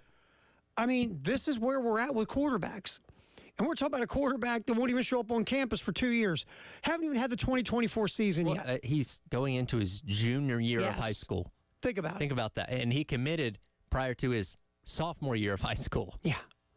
And really, not to be mean, but the percentages of holding on to a quarterback commit that long, I mean, you're happy if the kid verbals, right? You're going, oh, great. Sure. But the idea of holding that player for 2 years? Yeah. On a verbal? Yeah, you're happy anytime somebody wants to commit to your school, but you know, I don't think Carolina's pushing the panic button in reference to this. Yeah. All right. We will get back in here. We've been talking a lot about the Jim Schlossnagle situation, leaving Texas A&M for Texas. We've been having some fun with coaches who have said, I'm not going anywhere. I'm not leaving. I love it here. Got to take me out in a pine box. And then, of course, they were taken out in a pine box, so they took another job. I want to get back to the original point of Schlossnagle. Besides the rough departure, Schlossnagle most likely, I shouldn't say most likely, there's a really good chance Schlossnagle will be the highest paid coach in college baseball. Mitch Light of The Athletic talked about all of a sudden college baseball coaches are getting paid 7-figure salaries. So we're going to hear from Mitch Light from The Athletic in a couple-minute piece of sound about what's going on with salaries of coaches in college baseball. South Carolina broke the 7-figure barrier with Paul Mainieri. So we'll get back and hear what Mitch Light has to say about that. And really, Schlossnagle, why leave A&M if Texas isn't going to make you the highest-paid coach in college baseball? You had a pretty good gig. So we'll get into that next. It's What's Trending at 2. Terry Ford, Tyler Head. This is sponsored, by the way, What's Trending at 2 by Gamecock Traditions and Gamecock Fine Jewelry. All that's coming up right here on The Game.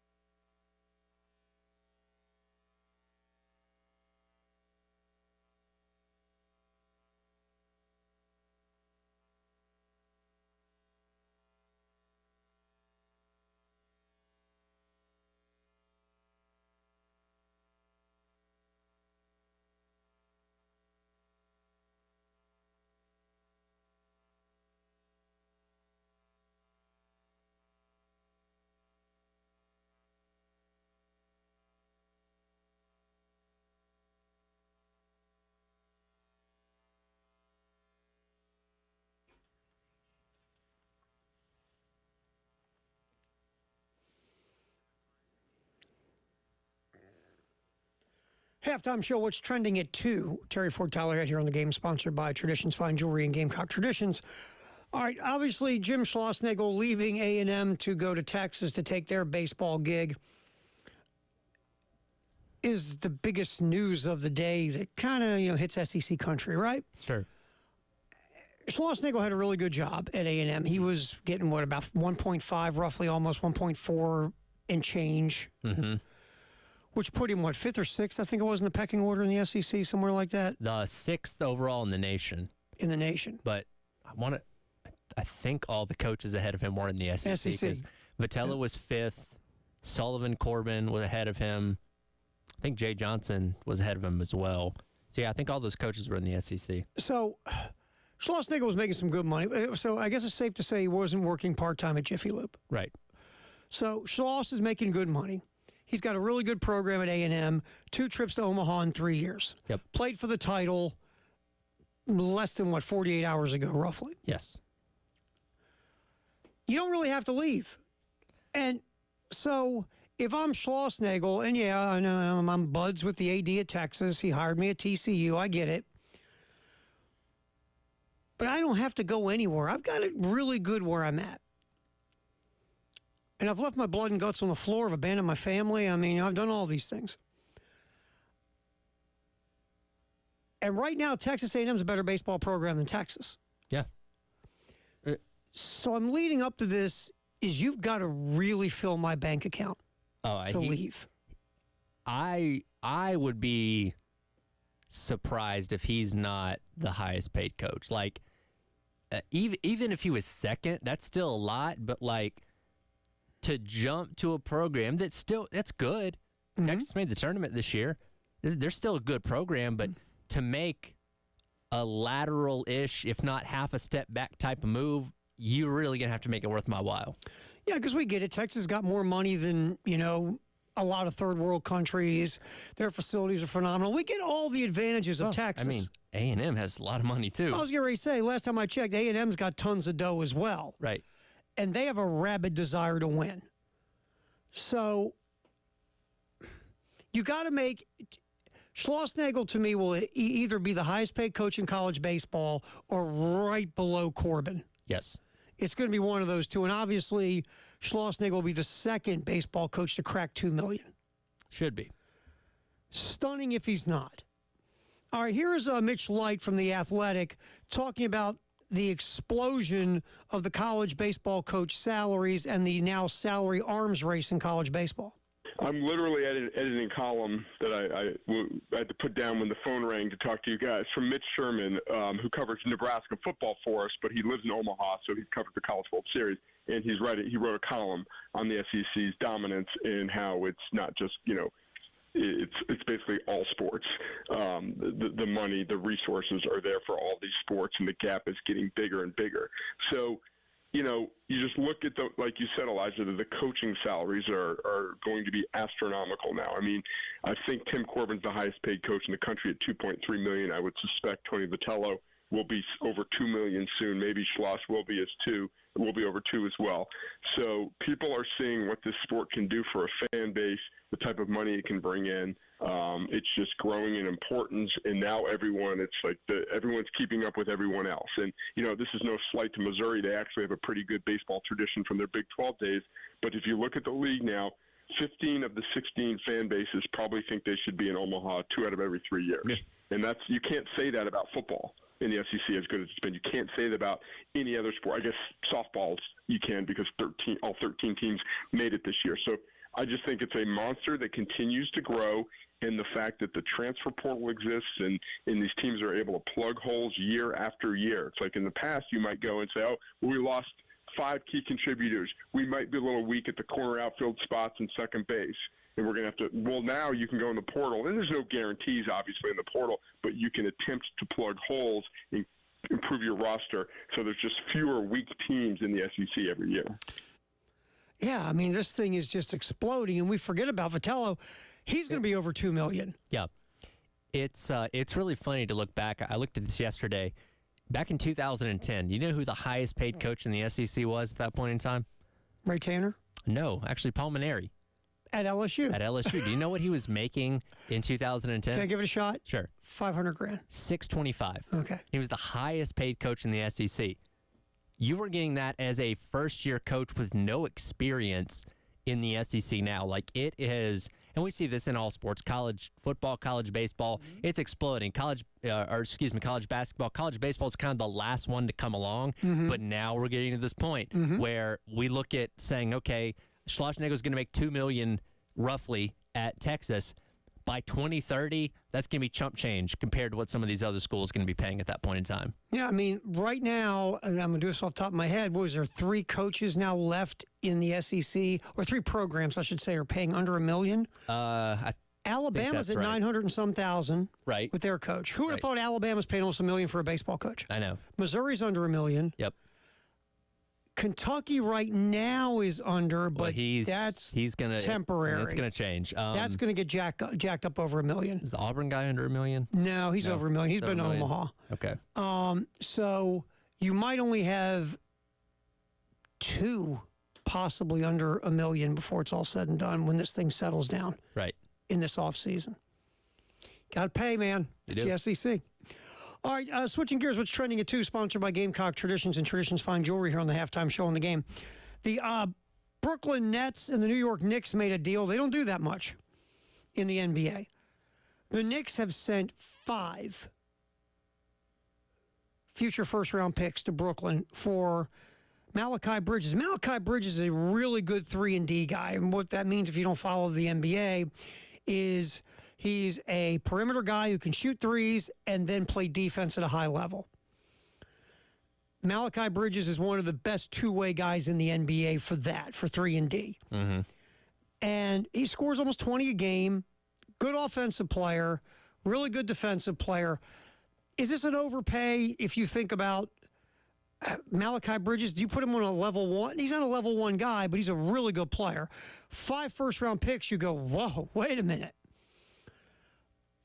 Especially because if you look at some of these other guys who have been dealt for recently, who are teams that give a boatload of picks. Donovan Mitchell, ton of first-round picks by the Cleveland Cavaliers. Kevin Durant, we've heard of him. Phoenix Suns give up a ton of picks. Mm-hmm. Rudy Gobert. I mean, Rudy Gobert offensively isn't much. Rudy Gobert, a high-level defender. And then the one that's kind of interesting is Pascal Siakam, who's a good player, but not a level 1 guy when Indiana picked him up from Toronto. You've got to see how these things play out. If you look at this really quick, the teams that are winning NBA championships right now, the core of those teams are being built through their draft.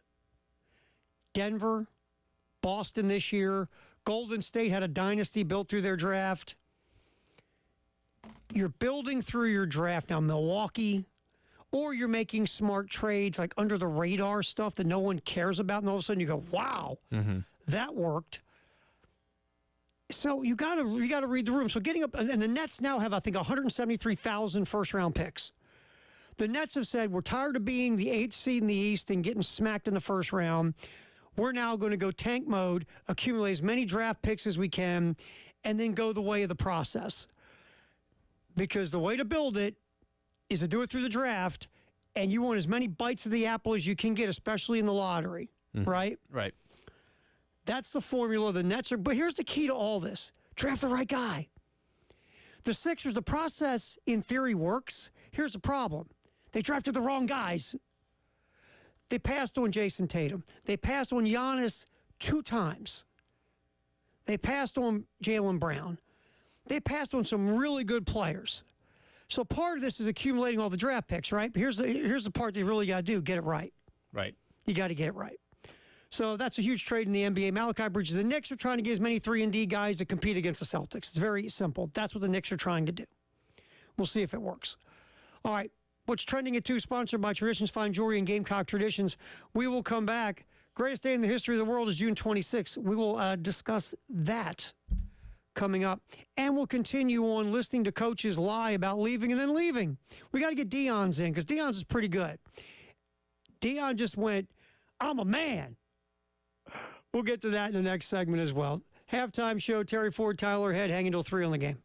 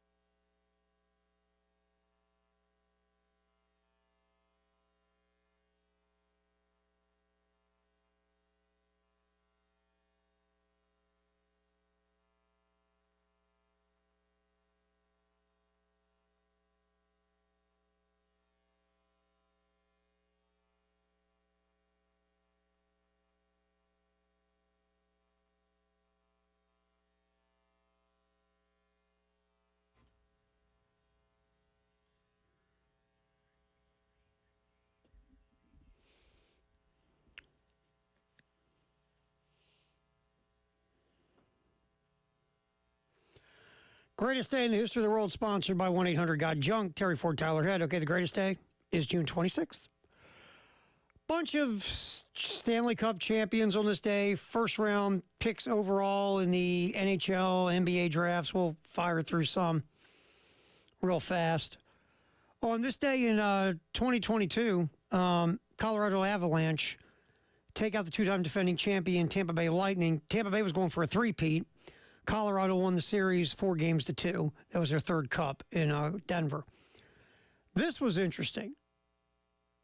This day in 2021, at the Tour de France, the bike race over in France, the largest pileup in Tour history is caused by a spectator with a sign during stage one. Spectator apprehended and arrested. Caused a huge, ginormous pileup with a sign. Again, what are you thinking? 2015, some dude named Connor McDavid was picked number 1 overall by the Edmonton Oilers. Man, it's been 9 years since Connor McDavid was picked number 1. A bunch of NBA draft nights on this day. Here are some names. Ready? 2014, first pick overall, Kansas small forward Andrew Wiggins by the Cleveland Cavaliers. On this day in 2008, Memphis point guard Derrick Rose by the Chicago Bulls. On this day in 2003, LeBron James by the Cleveland Cavaliers. This day in 2002, Yao Ming by the Houston Rockets. On this day in 1996, Allen Iverson by the Philadelphia 76ers. Like I said, tons of guys. On this day in 1991, Grandmama, Larry Johnson from UNLV by the Charlotte Hornets. I guess the biggest, out of them all, I guess Andrew Wiggins has not lived up to the billing of number 1 overall the most. I mean, you talk about Larry Johnson. Old Grandmama was really good till his back gave out. Yao Ming was really good till his feet gave out. Allen Iverson was excellent. Obviously, LeBron James, pretty bleeping good. Derrick Rose was a top-level guy, an MVP, before he started having knee issues. So, again, most of these guys have been until injuries, were excellent players for whatever span of time before the injuries started to take over. And another interesting one on this day, it just talked about in women's tennis at this point in time. On this day in 1990, Jennifer Capriati won her first-round Wimbledon match at age 14, making her the youngest winner of a tennis match in Wimbledon history. That's crazy. 14 years old. But there for a while in tennis, you got a lot of teens popping out, whether it's a Tracy Austin, a Jennifer Capriati. Remember, we talked about Monica Seles as a teenager, was whooping everybody's butt until that freak stabbed her in Germany. Steffi Graf was really good as a teenager. That was kind of the road there. So Jennifer Capriati, 14 years old, won a match at Wimbledon. That's the greatest day in the history of the world, sponsored by 1-800-GOT-JUNK. In honor of Jim Schlossnagle, we've been talking about coaches who have had bumpy departures or just flat out lied to everybody about leaving, and then they left. And like we said in the opening riff of the show, there's no perfect way to do this because of the timetables, the calendars. There's just no way to leave one program and go to another. People are going to hate you at the other program if you're successful. Really, the level of hate, in a way, is a twisted compliment because if you stunk, they'll buy your plane ticket, right? But if the fan base is mad at you and hates you and threatens you and, hopes you get bad diseases or whatever, part of that in a weird way is a compliment because you were really good. Jim Schlossnagle was really good at Texas A&M. 2 trips to the College World Series in 3 years. Schloss is a high-level coach. Look what he did at Texas Christian. But there's ways to handle this that there has to be certain things you need to do. Like, for an example, when you're asked at a press conference, are you interested, you're rumored to be a candidate for another job, your answer is easy. Like Schlossnagle. well, we just lost the College World Series. And in all due respect, myself and my team were dealing with this loss, and that's really what we want to focus on today. But thank you for asking. I will entertain that question at a later date. Next, it's not difficult. Not difficult. And two, you got to meet with your team. You have to meet with your team. These are young men who have busted their hump for you. Like Schloss, so I left my blood and guts on the floor here at Texas A&M. Well, guess what? So did players. They actually play. So they left their blood and guts out there too. So you owe it to them to meet with them. So rule one to me is, if it's going on like Schlossnagle and you're at a press conference and you're asked about it, you just say, we're just dealing with the heartbreak of losing the College World Series right now. We'll talk about anything like that at a later date. Two, you got to meet with your team. If you get hired and the place that's hiring you says you can't meet with your team, no thanks, I'm good. You've got to meet with your team. It is so classless not to meet with the guys that have gone at it with you. And here's the thing. Chris Del Conte, at this presser today saying, oh, we didn't speak until Tuesday morning or something along those lines. But even if that was true, there was the rumblings leading up to Monday night that there was a possibility that Schlossnagle was the guy. You at least got to let your team know, hey, here's the deal. I'm being considered as a candidate for this job. You had a bus ride, you had a plane ride, whatever it was, to say, listen, guys, stand up in front. It takes, like we said earlier, it takes 30 seconds. Hey, guys, you're going to hear some things. Here's what's up. I'm being considered. He may not have had his decision at that point in time, but you at least let them know. Because if I'm one of those guys, and again, I mean, pretty much the entire team's in the transfer portal right now, I feel like I got screwed over. Yeah, and you should feel like you got screwed over. Here's the other part of it, too. Chris Del Conte could be telling the truth. He didn't talk to Schlossnagle. That's the phrasing. The phrasing. I didn't talk to Jim until Tuesday. That's right. You know who did talk to? You know who Del Conte talked to? His agent. His agent. Yep. And he knew that Schlossnagle was interested, or Schlossnagle would take the job. Right. This just didn't. Del Conte wasn't sitting there watching the game and to him, wow, you know what? It's time to get rid of the head coach. I got an even better idea. Why don't I hit my buddy Jim Schlossnagle? Wow, I can't believe I had this epiphany on Tuesday. Again, please don't insult our intelligence. We're not stupid. Yeah.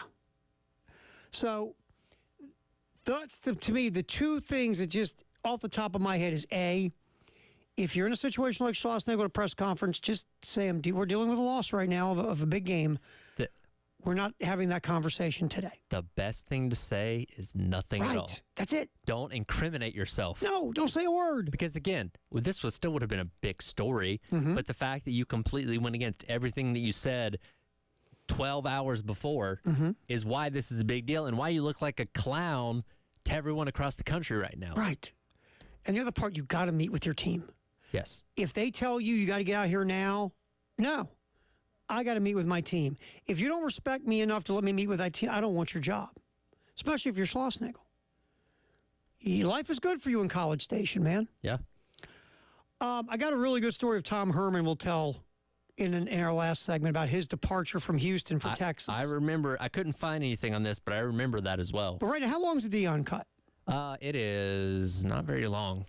Let's see. Because Deion was addressing, is he going to leave Colorado when his son Shedeur leaves for the NFL after this upcoming year? It's 30 seconds. And here's Deion's so Deion. Here's Deion's response to that question. Is he leaving Colorado and rolling to the NFL with his kid after this upcoming season? Let me start by saying I'm a leader of men, not a follower of men. I'm a father, not a baby daddy. I lead my sons. I don't follow my sons. My sons, Travis included, are getting ready to migrate to the NFL. I'm not following them to the NFL. I'm a bona fide leader. I'm a daddy, man, not a baby daddy. I'm a real father. I paved the way for my babies. They're not paving the way for me. I plan on being here and being dominant because they are establishing something that we're going to continue to build on for years to come. And I'm thankful that they're establishing what they're establishing.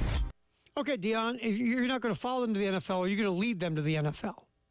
Well, he didn't say that, did he? But that was so Deion. That was great. I'm no baby daddy, dude. I'm a father. We'll hang on to that clip and see how it ages in a year. Great. All right. So our Firehouse Sub text of the hour coming up at 803-404-6100. And this Tom Herman story is interesting when he left Houston to go to Texas. We got that coming up on the halftime show. Terry Ford, Tyler Head here on The Game.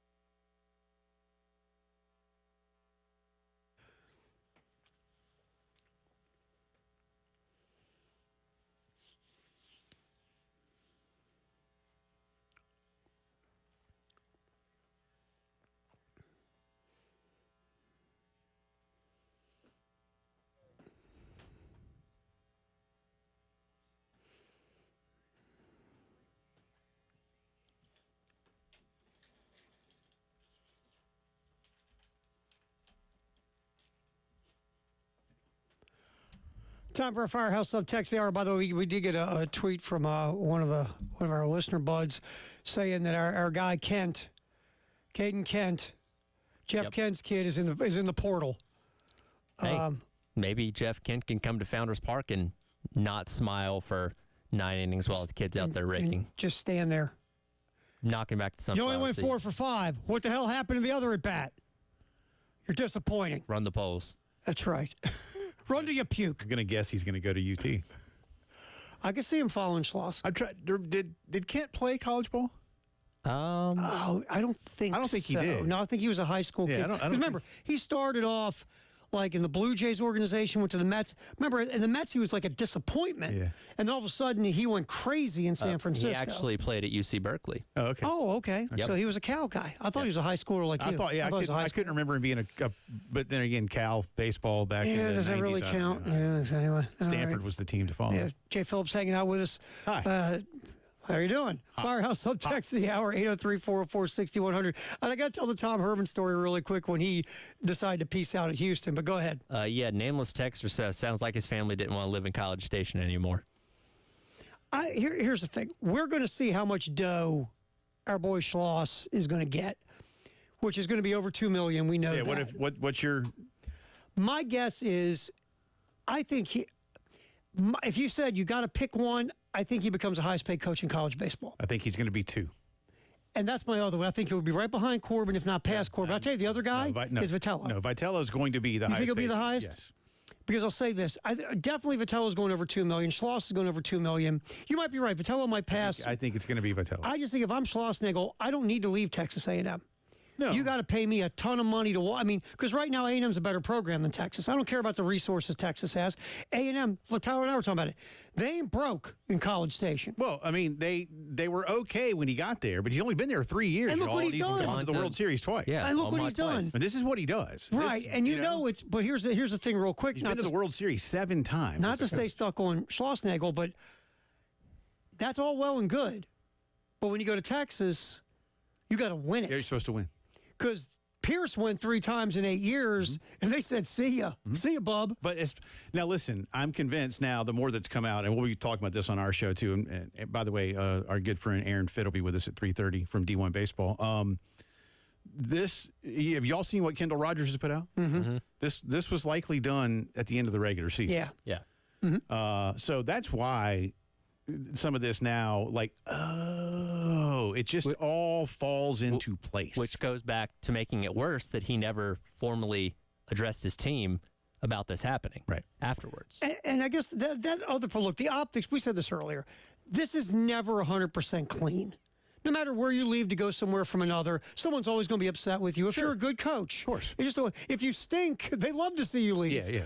Don't let the door hit you. Right. And the thing about it, though, is, and I said this just a few minutes ago, if you get in that situation that Schlossnagle did, it's very simple. We just lost the College World Series. We're right now, we're hurting. I don't want to address anything about a future because right now I'm dealing with tonight. That's not tough, man. 2, you got to be able to address your team. If you're going to hire me and you won't let me address my team, I don't want your job. Mm-hmm. I got to talk to the guys who have gone in the trenches with me for all this time. I've got to sit down and have a conversation with them. Whether it's 22 seconds like Nick, I'm retiring, have a good life, everybody. But you've got to address your team. It is so lowbrow. And I don't care what the reason. I don't care what your reason is. Right. You got to be able to address your team or you don't go. Yeah. And 3, don't you have to clean up your blood and guts off the floor and take it with you? A little bit. It's like you said, it's never easy. And I love the question that y'all put out on the poll today. And I've been trying to rack my brain on it. And really, I mean, some of this is subjective. You know, the one I hated the most, I suppose, is when Brian Kelly left Cincinnati for Notre Dame before the Sugar Bowl because it was such a big deal to have gotten Cincinnati into a giant game like that. Yeah, right. And Jack Swarbrick said, listen, you take my job now or you don't take my job. And look, I get it. You got to go recruiting. And that's one of the things about this gig with A&M and UT and Schloss is, portal closes next week. I mean, so guys are going to enter again. All these A&M dudes are going to enter now. Y'all just mentioned Jeff Kent's kid. But that's like the only one. I mean, like Lane Kiffin leaving Tennessee, but I don't, what? I think a lot of Tennessee people were I Right. think they were okay. Yeah, that was a young, cocky Lane Yeah, Bell. it was awkward. He gave them a lot of reason for hope in that 1 year that he was there, right. and that's what they were mad about. But he left for what he and we all believed at the time was the quote dream job. Yes. And let's face it, I mean, with all due respect to Tennessee football, it is Southern Cal football. Right. Better, worse, that's more subjective. Yeah. But for him, Yeah, because he was a Cali Yeah, guy. you know. Real quick, I can't go the whole Tom Herman story, but Tom Herman, the whole Texas rumor had come up, right? Right. So he's at the University of Houston, and the first time he ever addressed the rumor around his team is they're getting ready to have practice, right? He walks up to the whole team huddled together and leans in and says, all these rumors about University of Texas are not true. Break, whistle, let's practice. And they all stood around going, what the hell was that? wah, wah. Post-game show next, Coming up. halftime show done. Thanks, Tyler.